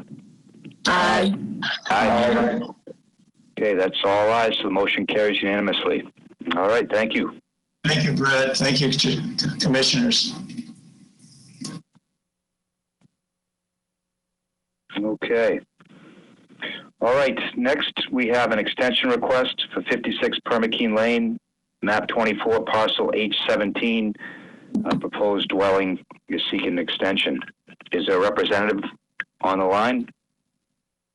Yes, Lynn Hamlin, if you can hear me. Mm-hmm. Okay. Should I go? Yeah, please. Okay. Getting rid of the glare here. This project received an order of conditions back in 2017, and must have been maybe a couple months ago now, submitted just a request for an extension permit, thinking it would just be signed as a matter of course. Mr. Orsini has been tied up in an appeals by the neighbor for the Zoning Board of Appeals variance approval. And unfortunately, when there is an appeal, just moving my light because it's blinding me. When there's an appeal with a different board, it does not stay in approval with an alternate board. So his appeal with the zoning board does not stay as Conservation Commission approval.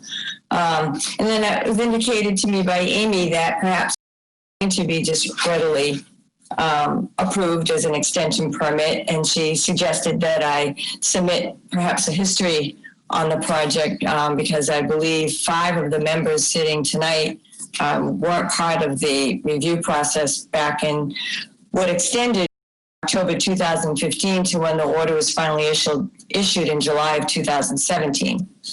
And I don't want to take up a lot of your time, although I think it's important. Maybe if I can just ask if people have read the documentation that I provided. The letter I wrote dated May 17th, 2017, which summarizes the review process. This project was thoroughly vetted to include an assessment of the area for the delineation, a potential vernal pool, a CPA involved. We had to talk to different state and local agencies for possible land donation. It was an extensive, I think it was the most vetted single family dwelling property that I've worked on. So was it ask if people have had a chance to read the letter so I don't read it to you? Sure. Shall I read it to you? No, I don't think you need to, Lynn. I've read it. Okay. And back at the time, in this, now I'll just summarize then, because Ms. Dorosini was given erroneous information by Amy's predecessor, which pitched us all into this nearly 3-year process back in 2015. And Ms. Dorosini spent thousands of dollars addressing the of the Conservation Commission to the Conservation Commission's satisfaction, as evidenced by the final issuance of an order of conditions. I just think it would be fundamentally unfair for an order not to be extended while there's still an appeal in your town ongoing. And the appeal's not happening any quicker because of the COVID situation. And I gave you an outline of the appeal process. They filed a motion for standing or lack of standing that was denied. A year later, they're going to have a pretrial hearing. So obviously the actual trial is not going to be for some time after that, and everything's a little stalled. What we were thinking to perhaps make the commission feel more comfortable with the project is back in 2017 or 2015 forward to 2017, Mr. Orsini had offered an abutting parcel as a conservation donation, which was attracted to the commission because in some point in the future, maybe you would have conservation land, that big wetland tract behind this property, which is a significant habitat. And as a standalone donation, this parcel provides a nice wildlife corridor to that parcel. And at the time, the board felt that Mr. Orsini had suffered enough through the permitting process and did not require him to donate that parcel. As a matter of fact, one of the board members asked that his fee be waived, which we just paid it happily. What Mr. Orsini would like to do now is offer that parcel if that would help some people see their way to approving the extension permit request. It would have to be as a conservation restriction because I'm told by the attorneys working on this project that now the lots have merged, but we could do a conservation restriction which would accomplish your goal, which is to preserve the land as natural habitat, and it still leaves it within the tax base, so that might even be a preferable alternative for you. So I'm just taking a stab at the dark here, and I have no idea how commissioners feel about this. I'm very passionate about it because I've been involved in it for a long time, and Mr. Orsini is an extremely kind person who's expended a lot of time, effort, and stress and money into securing or maintaining what he believed was a buildable property. And I just think it's right and just for him to at least be able to see through the process and not have all his work just be for naught because the neighbors have just persisted in filing an appeal, which they have the right to do, but timeliness is an issue. So I'll stop yabbering at you and see if you have any questions. Good, thank you. Amy, do you have a summary for us? Sure. I'm not going to say everything that Lynn just said. So we have, there were some changes to regulations, which Lynn is aware of in 2018, which is after this project was approved by the commission. And they potentially do impact this proposal, the 60-foot no new structure regulation and the set mitigation requirements. And I did tell Lynn that, you know, offering up a conservation restriction or a piece of land is a potential option for that. But as far as an extension permit goes, and I completely understand the hardship and of Mr. Orsini, and my recommendation has nothing to do, it really only has to do with the conservation regulations, is that we would at least need to see some sort of an amended plan, something in writing, something, because regulations have changed. So I think simply granting an extension wouldn't be what I would recommend to do at this point. Okay, thank you, Amy. All right, let's go through comments from the commissioners. I'll start with you, Stan. Yeah, that's a hard one because even though I wasn't one of in the history of the original approval, I guess that property's been there quite a bit of time without having been built on, and now with the change in our regulations, I think I kind of agree with Amy here that we would at least want to look at possibly a revised building plan at that point. Thank you, Stan. Carolyn, you're up next. Well, I have heard all of these arguments over the years. And in my mind, it's just a big administrative mess. And I think if we can get the documents to look at, such as Amy requested, I would be in favor of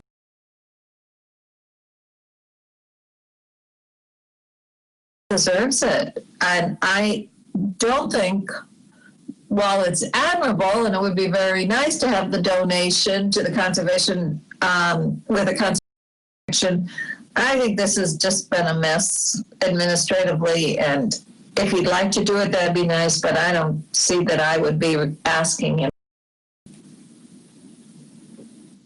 Thank you. John, you're up. I don't really have anything to add. I would like to see revised plans or see the plans, since I wasn't part of this to begin with, and I'm not familiar with. I did put the plans in your Dropbox, I believe. Okay. Well, I have to look at it. The original, the approved plan from 2017. Let me just double check. I thought I checked.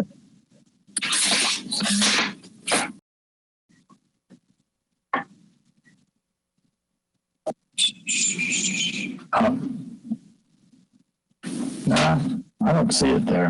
I didn't see it. Oh, I'm so sorry. That was in my area.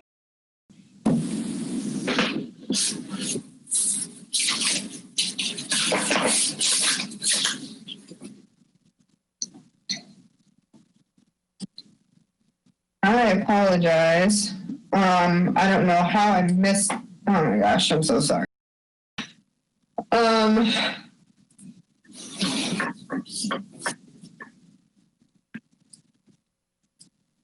I'll put it in there now, but not that that's going to do any good necessarily for tonight. I'm sorry. That's all right. Mark, any comments?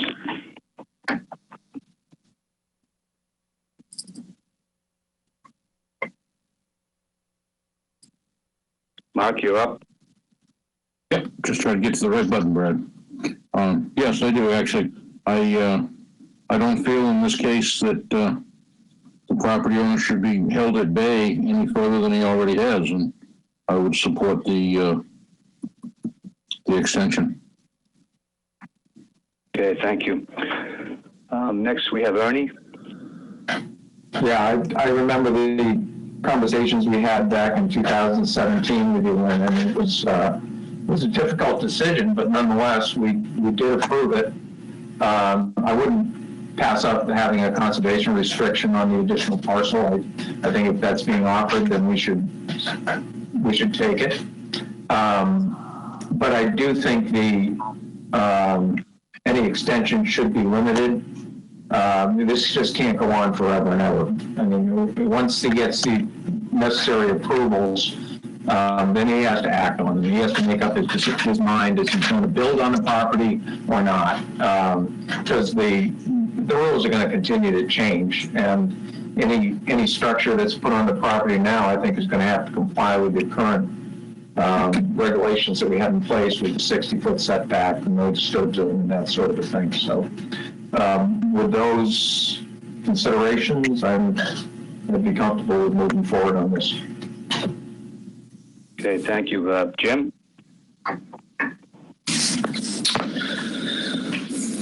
Yeah, I've visited the site a couple times now.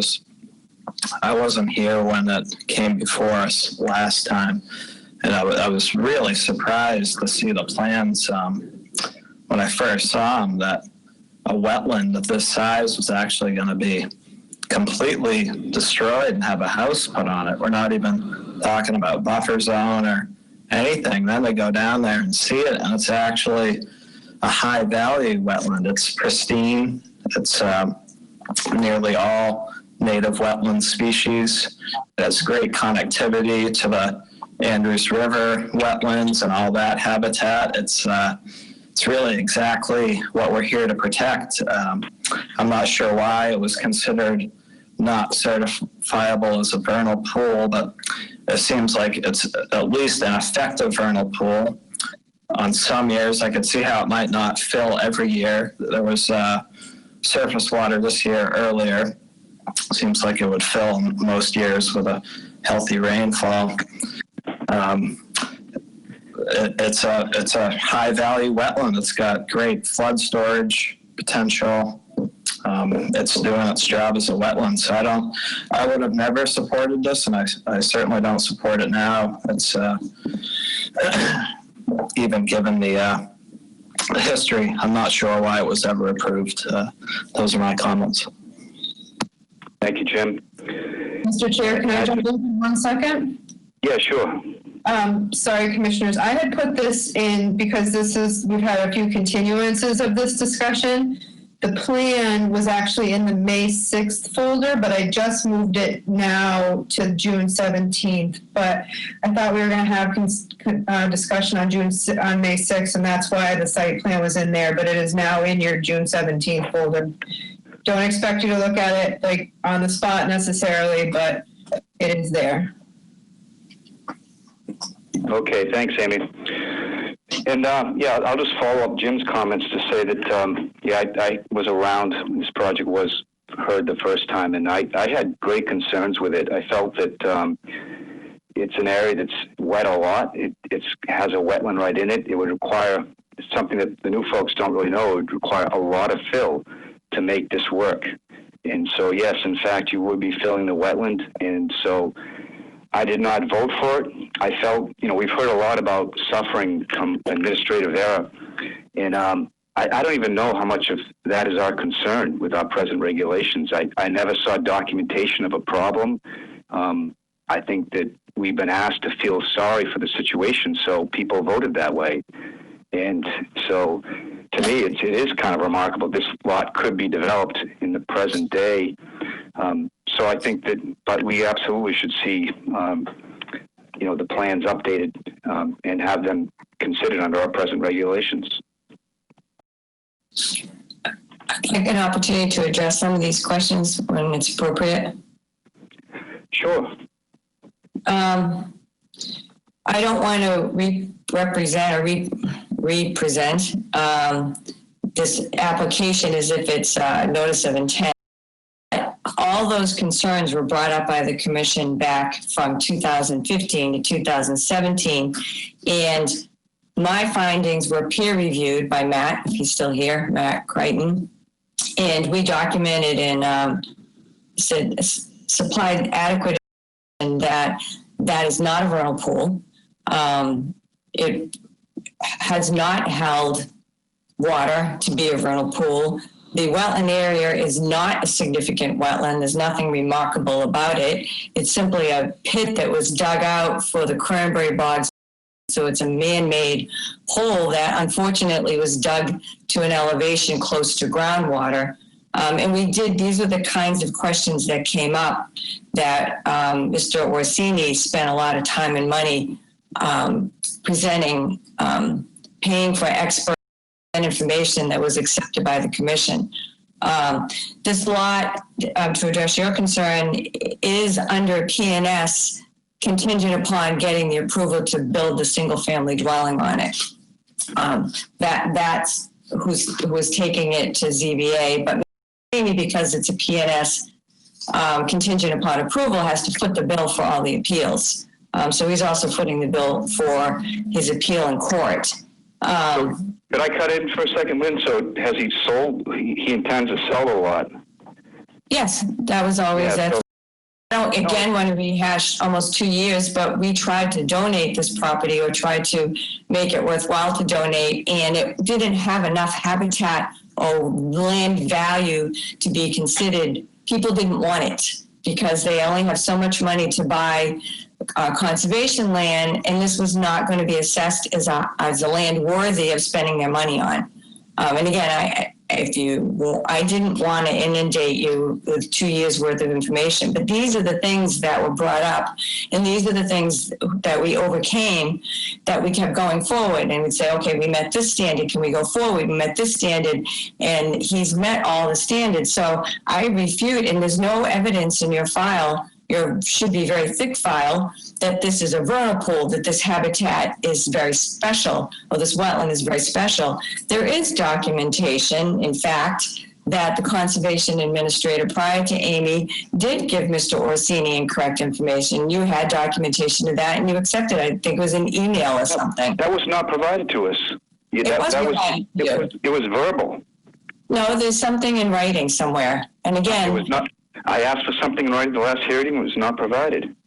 Well, and I kind of take offense that you're questioning everybody's veracity. I mean, that's what happened, and I can tell you that's what happened, and I believe Amy will support me that that's what happened. Well, I think the solution is just to provide documentation. Very hard to provide documentation. I believe it's in there, but it was satisfied. The commission, the majority of the commission was satisfied with all these issues back in 2017. And Mr. Orsini is just trying to recoup at this stage of the game his losses in the property. And he's been due diligence. You couldn't ask for more due diligence. We started the appeal process back in 2018. And there's not enough time, and these things take forever. And just to start over so the abutter can now appeal in order, you just send him into a spiral of never being able to get out of it and making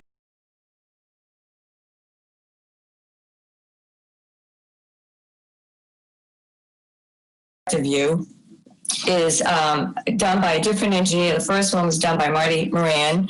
That was revised by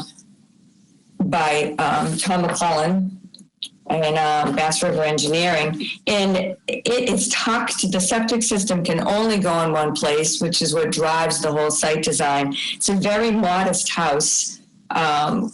We discussed this, I don't want to say ad nauseum, because it was all very worthwhile discussion. And this was the project that the commission felt best met the purpose of the project, yet preserved the wetland resource area. We talked about how the wetland resource area in the back is the significant wetland resource area. The hole that is artificially created that we demonstrated didn't have big significance other than unfortunately was dug too deep and came back to haunt him in the future. But we all agreed to that. Now, the thing that we recognize is your revised regulations that require something to be 60 feet away. I think we're 55.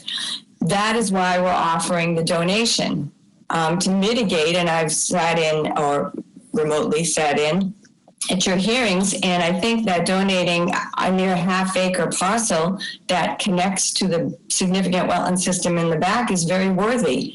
I think it's a worthy donation.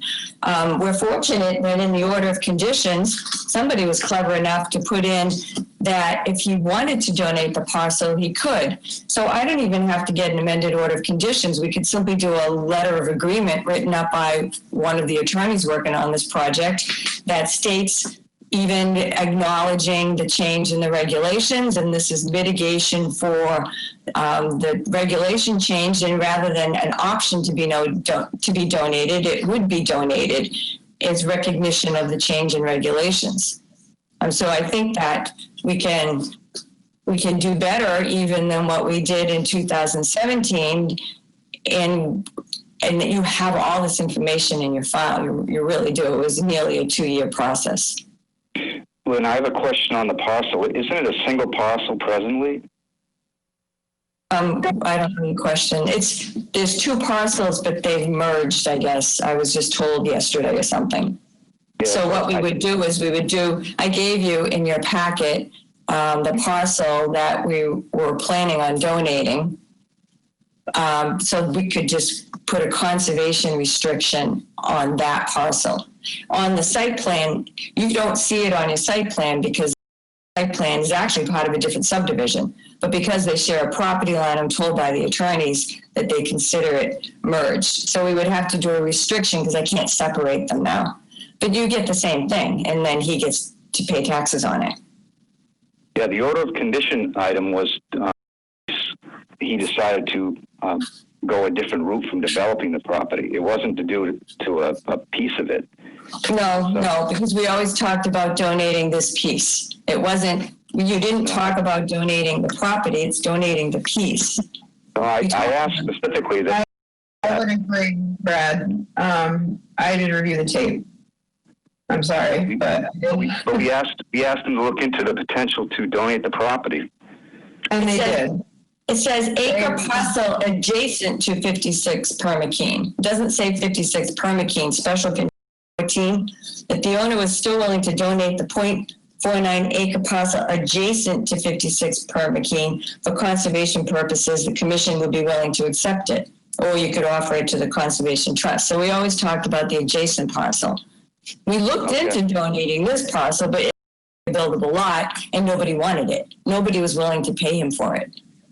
Mr. Orsini actually came to the Real Estate and Open Space Committee meeting. I remember him being there. I was there, and presented this parcel. And as Lynn said, the town only has a limited number of funds available for open space acquisition. And at that point in time, there were several other larger acquisitions that were contingent with existing conservation land. I mean, it is the hope in the future that we may acquire the wetland piece in the back, but that's not a done. So it was seen as kind of an isolated conservation piece by that board. And not to say that it isn't valuable, but there were just some higher priority items on the docket for that year for use of funds. So I can attest that he did approach the town Real Estate and Open Space Committee with that, and for the whole parcel, for the building lot as well. And I would be happy. I don't have the file here in front of me because I just am looking through Dropbox, but I'm happy to provide more information than I did in regard to the past case if the commission wants me to.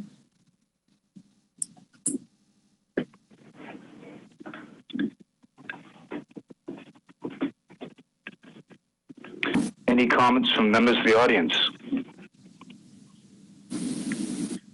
I think Mr. Orsini's here.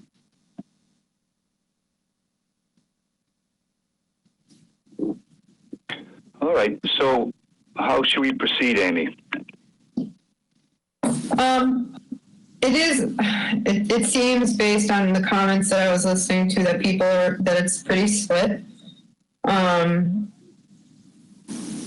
You can, because it does, and I apologize, I didn't move the plan from an earlier hearing date to this one. If you want to take some time, another, day they've asked for the extension, so their request is valid. The permit's still active until July 11th. And also, while they have the request in, the permit stays active. So my recommendation, if you haven't reviewed the plan, is to review the plan more extensively. And I can provide you with additional documents if you want in regards to some of the history.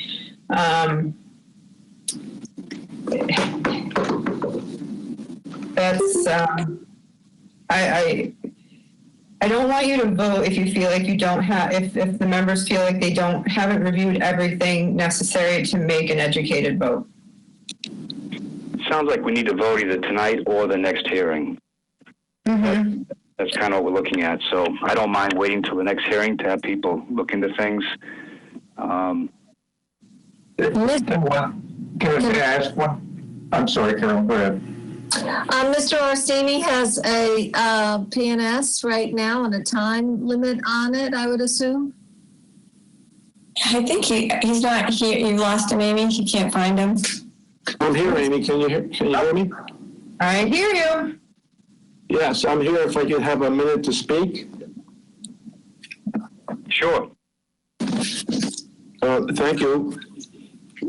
Carolyn, I have to agree with you 100% that this is a mess and I'm exhausted.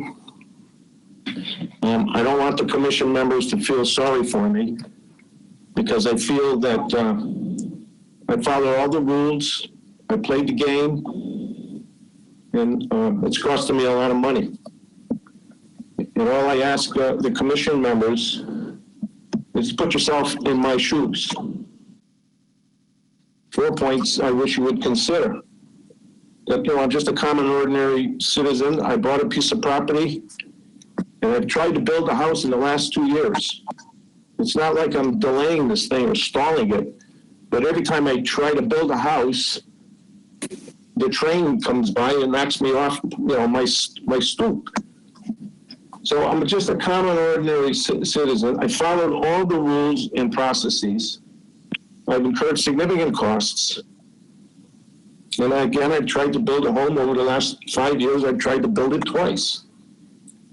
Brad, I don't know if there's anything in writing, but when I went to get the extensions, the conservation office told me all I needed to do was to go to the state DEP and get the extension approved by their office, which I did. And I've got all the letters to back it up. I got written approvals from the state. All the signatures were notarized. I was told I had to record them at the Barnstable County Office of Deeds, which I did. I was told by the Conservation Office to make 3 copies, one for me, one for DEP, and one for the Conservation Commission. And I did all of that. In fact, the first 2 times that I asked for the extension, I physically delivered them to the Conservation Office. And when I was in the office, I asked, is there a written procedure for the town that I need? And she said, no.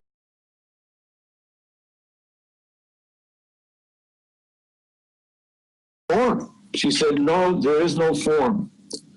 Just give me the approval and we'll file it. Because once the state approves, Harwich will follow in its steps. Now, that's what I was told, and I did that twice. After that, I mailed them in.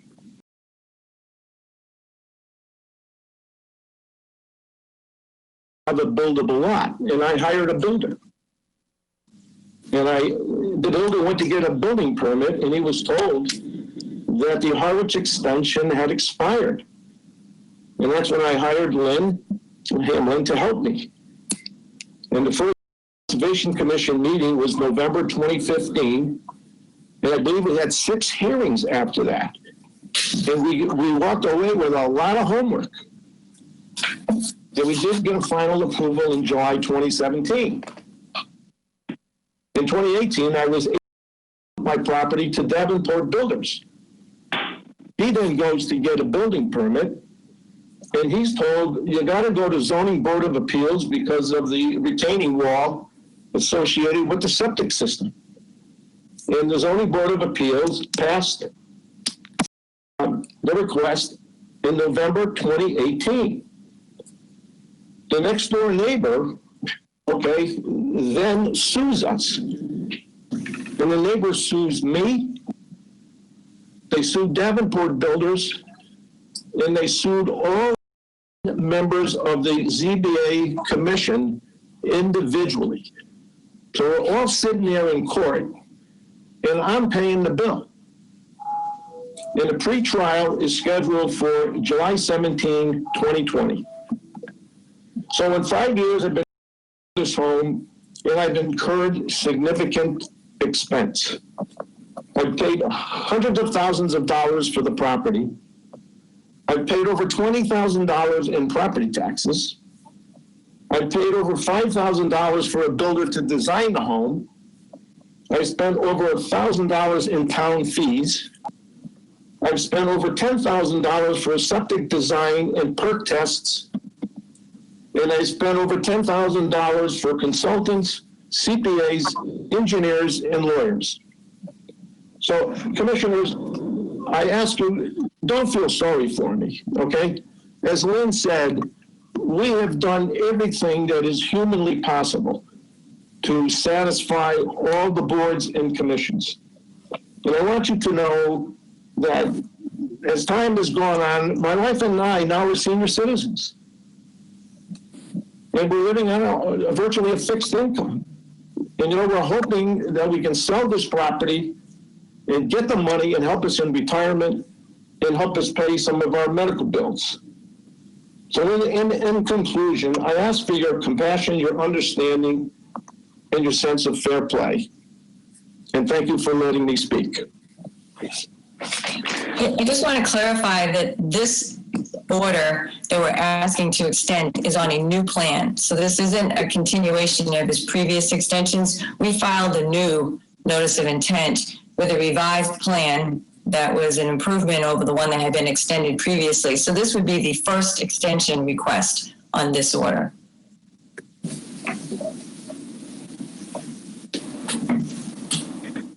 All right, well, thank you. It's a difficult history. There's no question about it. There's been a lot of things that have happened going back a long period of time. It's just that for me, it's very difficult to look at our present regulations and wonder how we can authorize filling that wetland. So this is a tough case, and I understand folks are looking at it different ways. But for me, I see it, like Jim mentioned, a very functional wetland.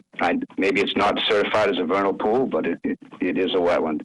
So, okay, well, then I'm going to suggest that we continue this until the next hearing, unless people feel strongly they want to vote on it tonight. Any preference, Lynn, on that? Oh, if I could know what you were going to vote. I guess you're just going to ask people to re-look at the file. I mean, is there something I can provide? Would you like me to have that letter prepared so you can have confidence that I would have a commitment letter about the donation? I could do that. Or a restriction. Yeah, I don't know. I think that's one issue. I think there are other issues as well. I think the file is extensive. People received your contribution on Friday, I believe, and so maybe people want to look at it again. Take a look at it. I hope everyone should get down to the site and take a look at it. I've been there a lot. It's very often. Today. What's that? I took 3 of the commissioners today as well. Yeah. I can put together a joint Dropbox and invite Lynn and Rocco to see it too. And I will, it's not hard. I have pretty much digital copies of most things except for, there's a few things I don't have digitally, but I'm happy to set up a Dropbox folder that Lynn and Rocco can see too and we can share information so we can make sure you have everything complete for next time. I guess my hesitation is I'm not filing a notice of intent. I mean, I don't want to, I feel like I'm being asked to re-justify the project. It's the majority of the commission voted that this was an approvable project. This wasn't the individuals, with the exception of Caroline. It would seem that there'd be some sort of reasonable honoring of the commission's intent. The commission is a whole body intent or recognition that they wanted to approve this project 3 years ago, and all we're asking for is extension of their previous approval. Approval that hasn't been able to be implemented. I mean, I just don't, I'm feeling like I'm being forced to defend it as if it's a new application. And if I can just comment to that, I mean, I agree with you. I think that from my perspective, we did approve it under the rules that were in place at that point in time. And I feel that we're bound to honor that, barring whatever the other commissioners might feel. But I do feel that as our rules have changed, that the plans have to change as well. I mean, that's where I am. I can't, well, I get it. I don't, I mean, maybe it's better that I continue.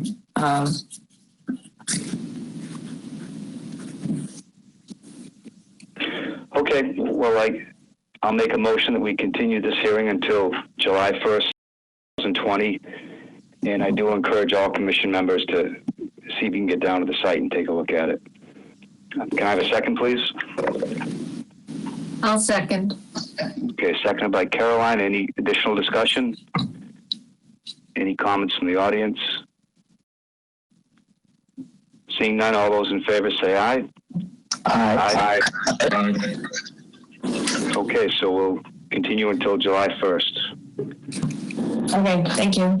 Thank you. Thank you. Hey, on Monroe on, and I think that first discussion item probably pertains to your project, 23 Snow Inn Road. Yes, it does, through the chair. Yeah. Yep, if you want to describe what we should be discussing. Sure. You've got the sketch plan that we did submit. We thought it would be easy to have the sketch plan prepared for the discussion rather than just discuss something that doesn't have something to look at. So we did, it's adjacent to the one that you just, this is the extension of the bulkhead over by the main building that's owned by the Wheaton Harbor Club, and in front of the old house. The reason we are giving you the sketch plan is to show you the depths of water that are adjacent to the steel bulkhead that has the 3-foot cap on it. And we also provided you with a section that goes, I'm sorry, I got reverb there. I don't know why that's happening. But so that's why we're here to discuss this location of the work that was done. Nice.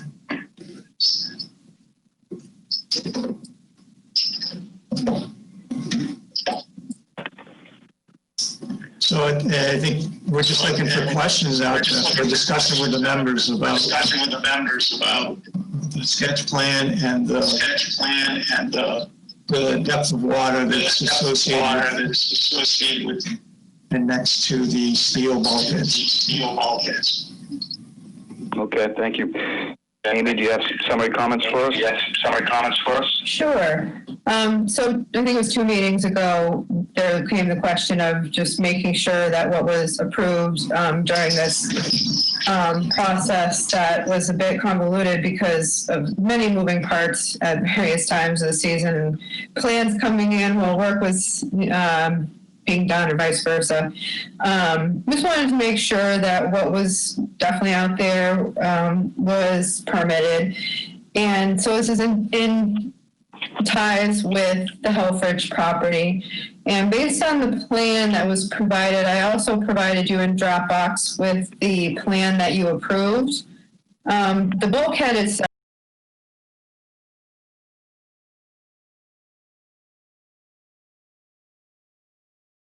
the cap, that is not necessarily what we thought it was going to be, but it is, I still feel like it is either a building department or a planning board discussion topic, and less about us, just to, because there's access now essentially along the structure. So I would defer to those departments. Then John Rendon, the harbor master, was out on the site as well, because I believe the Witchmere does want to put a boat up against the bulkhead that's next to their dining hall facility. And that is really a harbor master question in terms of navigation issues or whatnot. So, but for us, I was really interested in, if they were going to put a boat there, what are the depths? So while they did the Harwich depths, they did these depths, which are provided for you. And in my summary, right up against the bulkhead by the boathouse, you only have about 2.2. If you measure it out, mean low water is at elevation 2.3, and right smack up against the wall, there's a depth of 5.5. So that's a greater than 2.5 foot depth difference. It does get deeper as you go out, and so I'm not recommending any further action on this. I'm just glad to have kind of a plan on file that shows not just the bulkhead, but the structures, on top of it as well, and to know what the depths are there. And I suggest you just leave it up to the harbor master to ensure that there's no navigational hazard. Okay, thank you, Amy. I think we might as well go through comments on this, just to see what folks are thinking. Stan, you want to have any comments on this? Not really, no. Carolyn? No, I have no comments. Mark?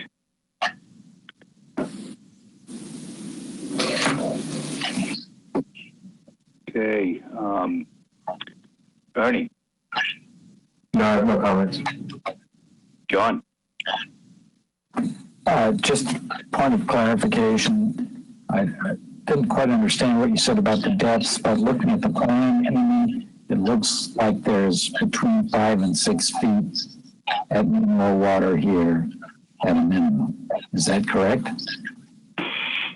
I was reading it, there is 5 or 6 feet, but not right at where the boathouse is, where if you're at the cross section at the bottom of the plan, close to the bulkhead itself, what I'm looking at is about 3 feet of depth.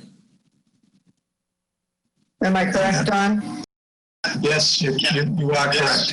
The closer you get to the boathouse, which is to the left of section AA, you are getting to the 3.0 feet of water. Right.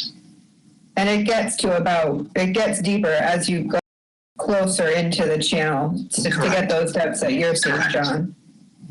So it does have the minimum 2.5 that we require. Okay, thank you. Okay,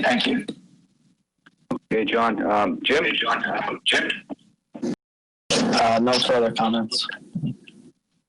Okay. So what is the process at this point, Amy? I would just say you could vote to make this plan part of the file. It doesn't show, the other plans show detail as to the bulkheads themselves, like depths and whatnot. But this plan, it shows the boardwalks, and I think it's important to have it as a complete part of your file.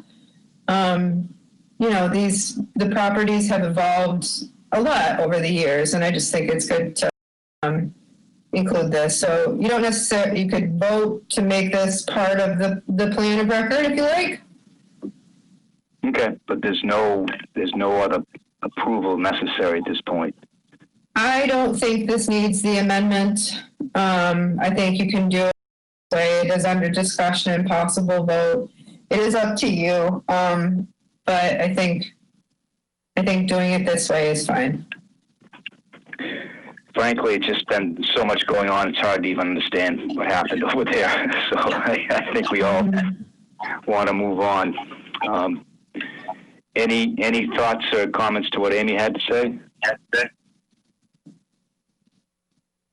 Any comments from the audience? Okay, well then I propose that we accept the plan for 23 Snowland Road as the plan of record. Could I have a second, please? Second. Okay, all those in favor say aye. Aye. Okay, motion carries unanimously. Thank you again, Commissioners and Chairman and Amy. All right, thank you, Don. Thank you.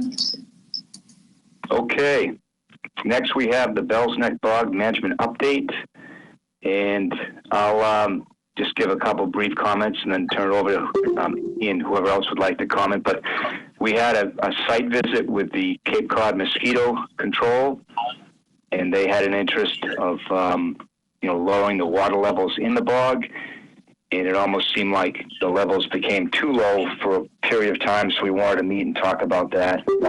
And so we just discussed what could be done, and I think everybody agreed the present board levels that were there were fine for this time of year.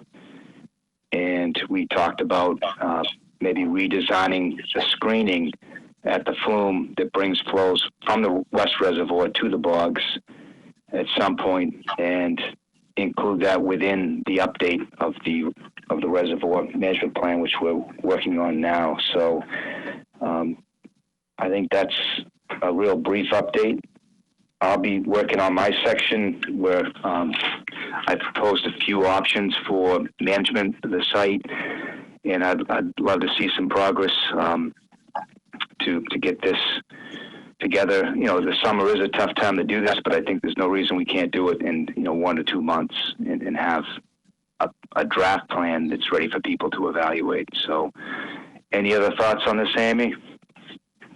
Nope, I just put it on because, I just want people to know that there is action going on this, just for the other members to know, so. Yep. Mark and Jim attended as subcommittee members for the plan update. Any thoughts from you guys?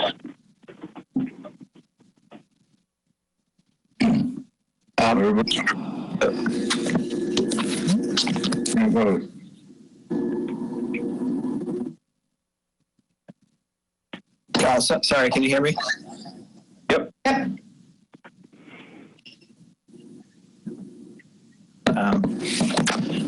Amy, were you able to make any progress on speaking with DPW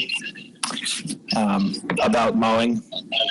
No, I haven't. I will to get that on the mow schedule. Okay. I'll do that tomorrow. I'm on vacation next week, so that will be an item before I go. Okay. All right. My only other comment, and maybe this is a question for you, Brad, is if it would be helpful to have Amy and Nikki help actually draft this plan, as I know I'm pretty busy this time of year, and if you're feeling that too, if that would help move things along. Yeah, no, I think it's instrumental, really. It my thought, was that I expressed a few meetings ago that if folks wanted to, craft specific options for uses, that people could do that, and then it could work its way into a draft that is assembled by Amy and Nick, and then comes back to us to be reviewed as a whole. So what I'm working on is just that draft that I sent out a little while ago, which was really just, you know, a small subset of the overall plan. And what I plan to do is review the entire draft that was approved last time by the BSC group and just make comments on that, and then hand over those comments as well as my draft options to Amy or Nick and have them assemble it, if that's okay, Amy.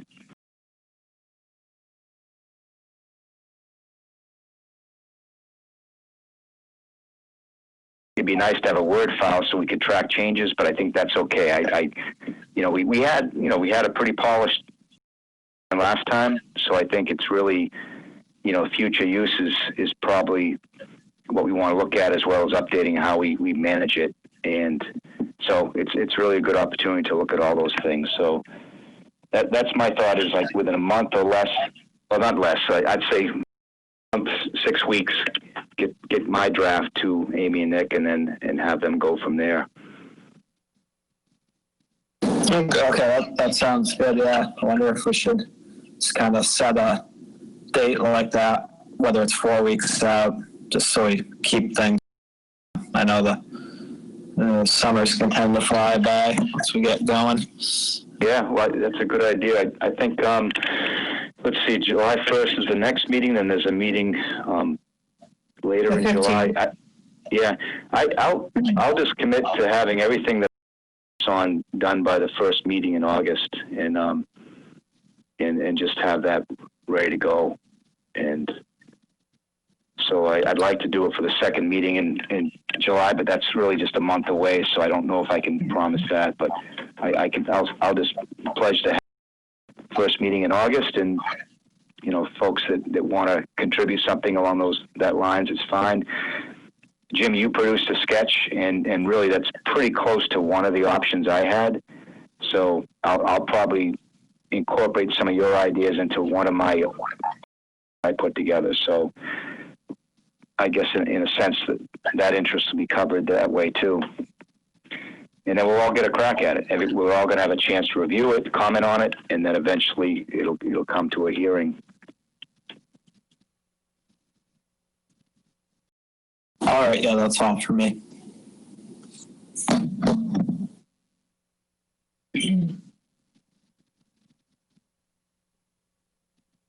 Any other thoughts on this?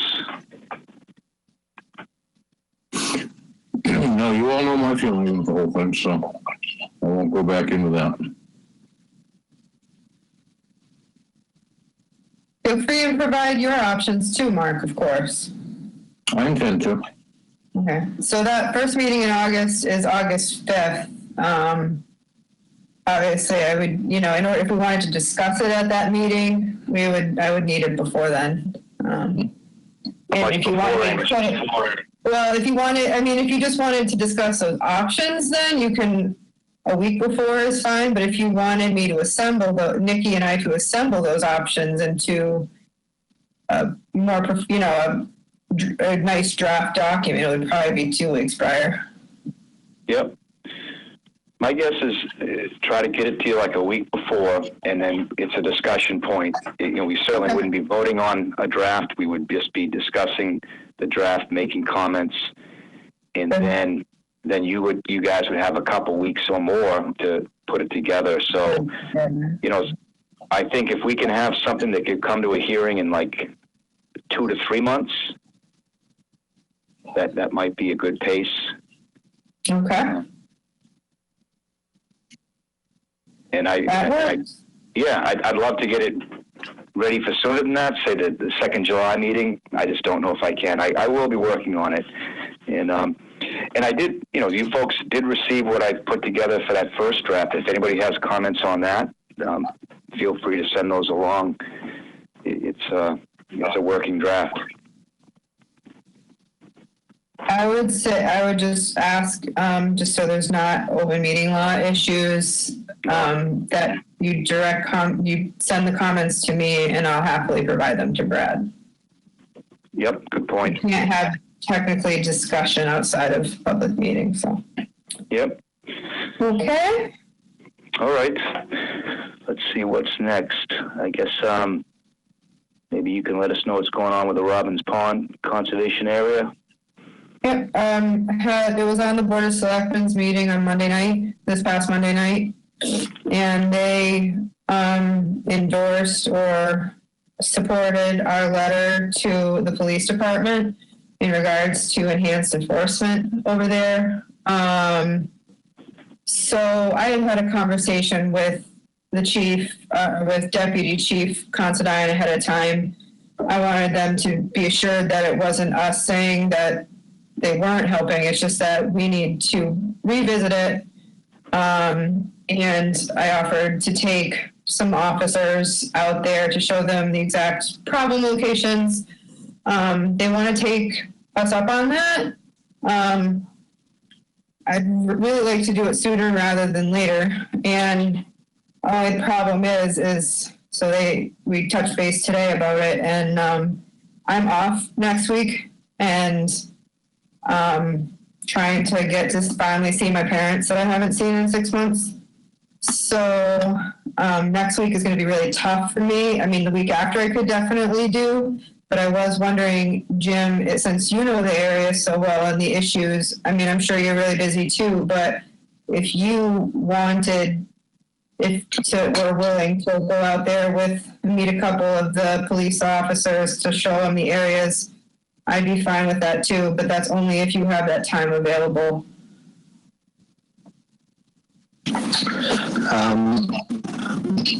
I could probably do that. Yeah, we could schedule it. Right. So I would put you in contact with them. I mean, if you want another week, probably isn't going to be a big deal in the grand scheme of things. I'm happy to do it the week after. Yeah, I wouldn't mind maybe just waiting that week, and I'd be happy to go out there with you. Let's all go together. Okay. That's fine. Amy? Yeah. As I mentioned, I would love to go out there because, like I said, I tried going out there the other day and I didn't know where I was going. We'll invite you, Stan. We can't have a quorum, so that's all. So I don't want to post the meeting, but you're welcome to come. I'll let you know when it's going to be. Well, that would just be 2 members, right? Yeah, 2 is fine. 3 is fine. I just can't have 4. Right, because I guess I was almost out there. I was on that right road. But, yeah, you just didn't go far enough. I made it down that road in the Crown Vic and multiple times. No, we can do that. They expressed their willingness to assist us with that. And the selectmen were very much on board with getting things a little bit more under control out there. On the similar police note, if you don't mind my saying, we've had a lot of dumping and vandalism at the beaches. And, yesterday and I should have called somebody to help, but I spent half the day re-erecting the clover fencing because the morning before it was fine. And then that night they pulled our Bank Street. So I did talk with the police department about enhanced enforcement there because it's just a really big time sink, and we have these really specific requirements set for us and just no staffing this year. So, me taking a few hours out to put this stuff up was not my best use of time. And they were supportive of that. And I said, at Bank Street, you really got to not be in the parking lot only. You got to walk down and go to the left. But it just kind of comes down to their help with enhanced patrols. So I did meet the animal control officer, the new one finally. She was really great. I know she's doing some great things about trying to get animals more under control at Thompson's Field, making her presence known there. The beaches more often. That's where I've been seeing her and touching base with her. So I think she's a great addition. So we don't have any minutes. Sorry, we're a little backed up. So that's technically all we have on the agenda. All right. Well, we covered some ground. Any other topics folks want to bring up? Amy, you said there's no minute. There's May 6th here. Oh, for some reason it's not in my, there it is, I'm sorry. I was expecting it to be at the very end of my Dropbox. We can do the minutes from May 6th if you want to take a minute. She did just finish them this afternoon, so you can either wait or you can read through them if you like. We have a few minutes, so let me know what you like.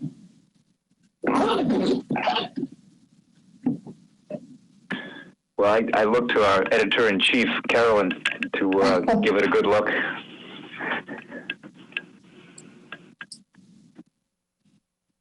Carolyn.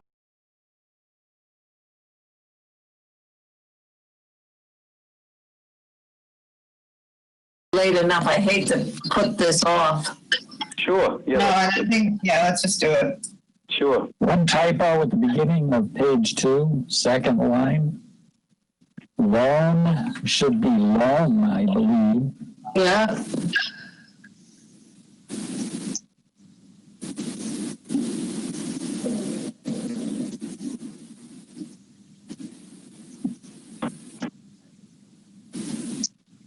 Wait, page 2, second line? Yeah, it's a very long. Buried with loan. Swale will be buried with loan. Oh, I got it. Yeah, it's technically on page 1 for me still for some reason. That's why. Okay.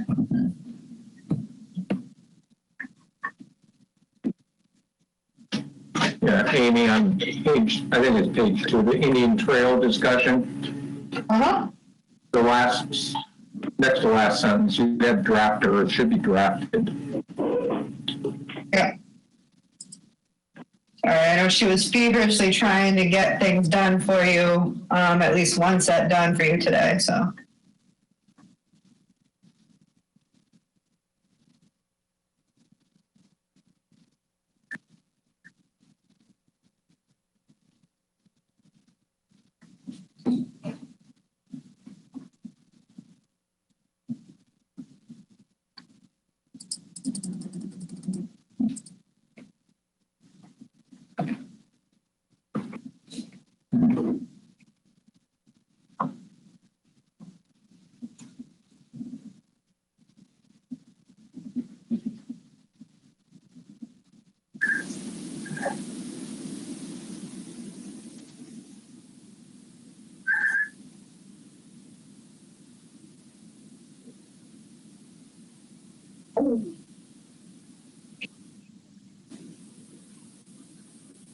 Are your buddies right there, Ernie?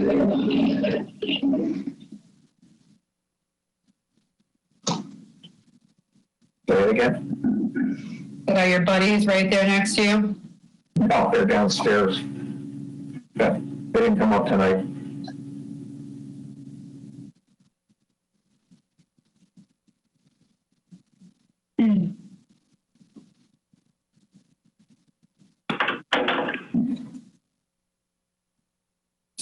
Amy? Oh, yes. Did you get a planting plan from the Dunes Road? We met on site. They haven't provided me with a plan yet, but we staked it. Actually, I forgot to tell you, you can go take a look. Or I can bring you out there prior to our next meeting if we're all going out anyways, just to describe it to you. So we staked out 31 trees and 31 plants. Okay, because this says we required submission of a planting plan within 45 days. May 6th. We're right about that right now. I'll touch base with them, but it did right after that meeting. So it was at the end of May. I met with the owner of the property as well as a member of the association, and we kind of all came to something that, I mean, my view was we should restore the habitat, and the association's was too. And I think we came up with something that will accomplish that. Clumps of beach plum and bayberry, essentially, not just random plantings, but clumps of them. kind of near clumps of other beach plum and bayberry. That way it doesn't heathland plants, which don't really like shade. And then replacement of the pitch pines with cedars in approximately the same location that they were cut. So, oh, and they did, they even say, because some of the pitch pines, specifically the ones by the wooden pathway through the association property, were so drastically cut that they're not going to grow well at all. They may just die because they're not left with enough foliage. They have permission to flush cut those. I just wanted to check, I mean, maybe Jim knows better, but is summer a good time to be cutting pitch pines with sap run? But sap's not running now, so it should be fine, right? Cutting them if you want them to live? No, so they're so compromised.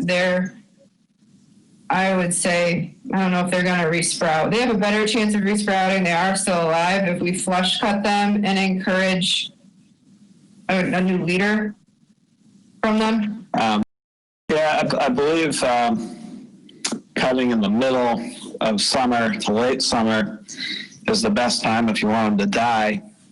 Cutting them in the spring is the best time if you want them to live. Oh, that makes sense. Okay. 50-50 shot. All right. Thanks, Mark. Yep, you would know too. All right. The Main Street violation also requested a planting plan in 45 days. I let them know that. I have not heard, but the 45 days, let's see, that was May 6th, so say the 7th. Let me see, oops. Calendar, not calculator. So,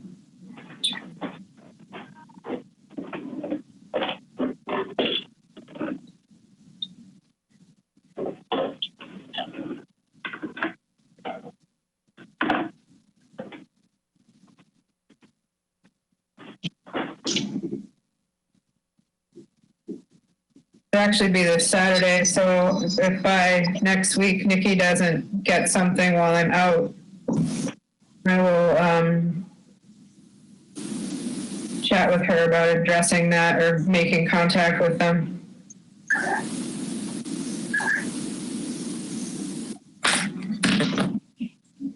And so question on the, this is not a typo or anything, but on the plover update, did our Bank Street clovers procreate? We have 3 pairs there. Babies? One Winchmere pair has babies. One pair that's between Merkel and Bank is due to have babies around July 1st. And then I think the other pair at Winchmere is around the same time. Our second pair at Red River is due to hatch July 4th. Yeah. They're slow this year. But on the good news, I mean, we have there's 3 babies left of the 4 at Red River. One had a big tumor and didn't make it. But those are due to fly anywhere between the 20th and 30th of this month, and they're looking really good. So hopefully we can get all 3 of those to fly soon and not have to worry about them so much.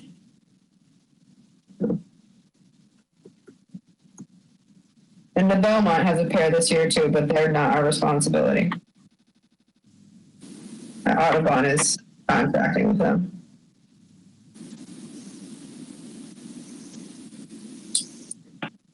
All right, sorry, back to the minutes. Any more corrections to the minutes? That was my fault, we got off track.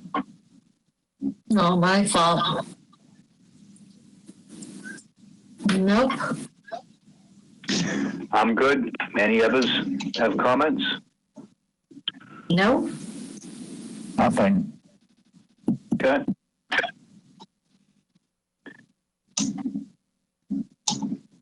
All right. If someone would make a motion? I'll make a motion to accept the minutes of May 6, 2020. Have a second, please? I'll second it. Okay, seconded by Stan. All those in favor say aye. Aye. Aye. Motion carries. All right. You keeping up with the plover monitoring, Amy? Is it, I know you're trying to fit it in among everything else. I am very happy that I have 4 or 5 wonderful volunteers who are willing to go out at the crack of dawn and do the monitoring, which is wonderful. So there's only now I only have to do it myself on rare occasion, but I'm not having a lot. The monitors fix the fencing simultaneously. So Nikki and I are doing the fence fixing.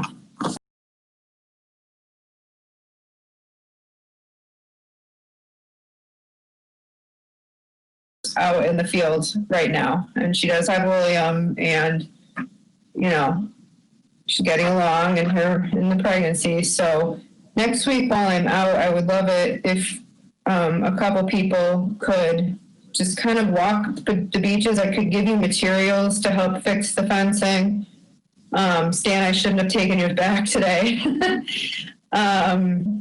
But that would really help us out next week when I'm not available to be doing that. Happy. It's pretty easy to do. Red River's really easy. It's short, but Bank Street's, if they rip everything out like they did the other night, it takes a couple hours to put back in by yourself. Is it any day of the week you should do it, or when should it be done? You can check it any day of the week. What I would like to do is tell Nikki that, she's checking the beaches because she's monitoring the birds, but if she sees it where, half the fencing is down, if she can call one of you and ask for some help, or if you can go out there in a day's worth of time or something, that would be awesome. What do you need, a staple gun, or how do you fix them? No, we would give you the posts. It's really just posts, twine. You really post, twine, scissors, and a hammer. Yeah. It's nothing, and I give you those material. Well, I can't give you all hammers, but I can give you the posts and the twine. I'm not worried about signage. It's really just the posts, and you can see where they used to be, or in line with the other ones. So. Yeah, just put me down as an option, and I can do it. I can't say what day is best, but my window is probably 6 to 7:30. Yeah, evenings are fine. That's fine during it's daytime. It's just it takes up a lot of time. And I know next week when I'm out, she's just not going to be able to keep up, most likely, with it. I wouldn't be able to keep up with it if I didn't have her. So.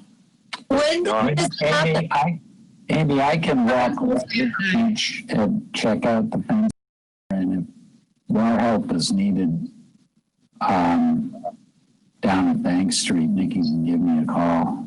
All right. And yeah, maybe 2 of you can. Okay. If it's really bad, I don't want anybody doing it by themselves. Miserable hauling all the stuff yesterday. So if it's really bad, I'll have her try to get a pair of you out there together. When do you think that this vandalism is happening? It must be at night, because that beach the last 3 nights. But not the beach at 8:30, say. Yeah, I ran into somebody who lives on Davis Lane yesterday when I was out there, Bob Nickerson, that I know, and because Nikki had checked the beach the day before, and she told me it was perfectly fine. And then the next day she called me and she's like, it's all down.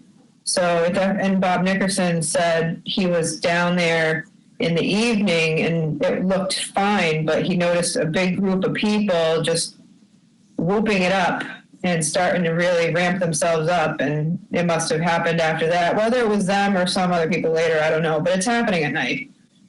Yeah, in the dark. We lose some fencing. It's pretty common. I mean, especially at Bank Street. there's not a lot of room between the toe of the dunes and the high water line there. So we get a good high tide or a storm that comes in, we lose some fencing anyway, and that's fine. But there's a big difference between losing a few posts because of waves or whatnot and every single post being snapped because somebody, you can tell the difference. They're running out of good posts. So. Well, thank you. I appreciate that. I will let her know she can call on you to assist. You've all been great. So. All right. Well, thank you, Amy. Well, if there's nothing else, I think I'd like to motion that we call it quits tonight. Anything else from anybody? Okay. Well, I move that we adjourn. Second. All right. Second by Carolyn. All those in favor say aye. Aye. All right. Thank you all. It's still takes some getting used to this format, but I think we're doing okay. Well, I think that might be changing soon for the better. It'd be nice to get together again, that's for sure. All right, well, thank you, and good night. Thank you. Bye.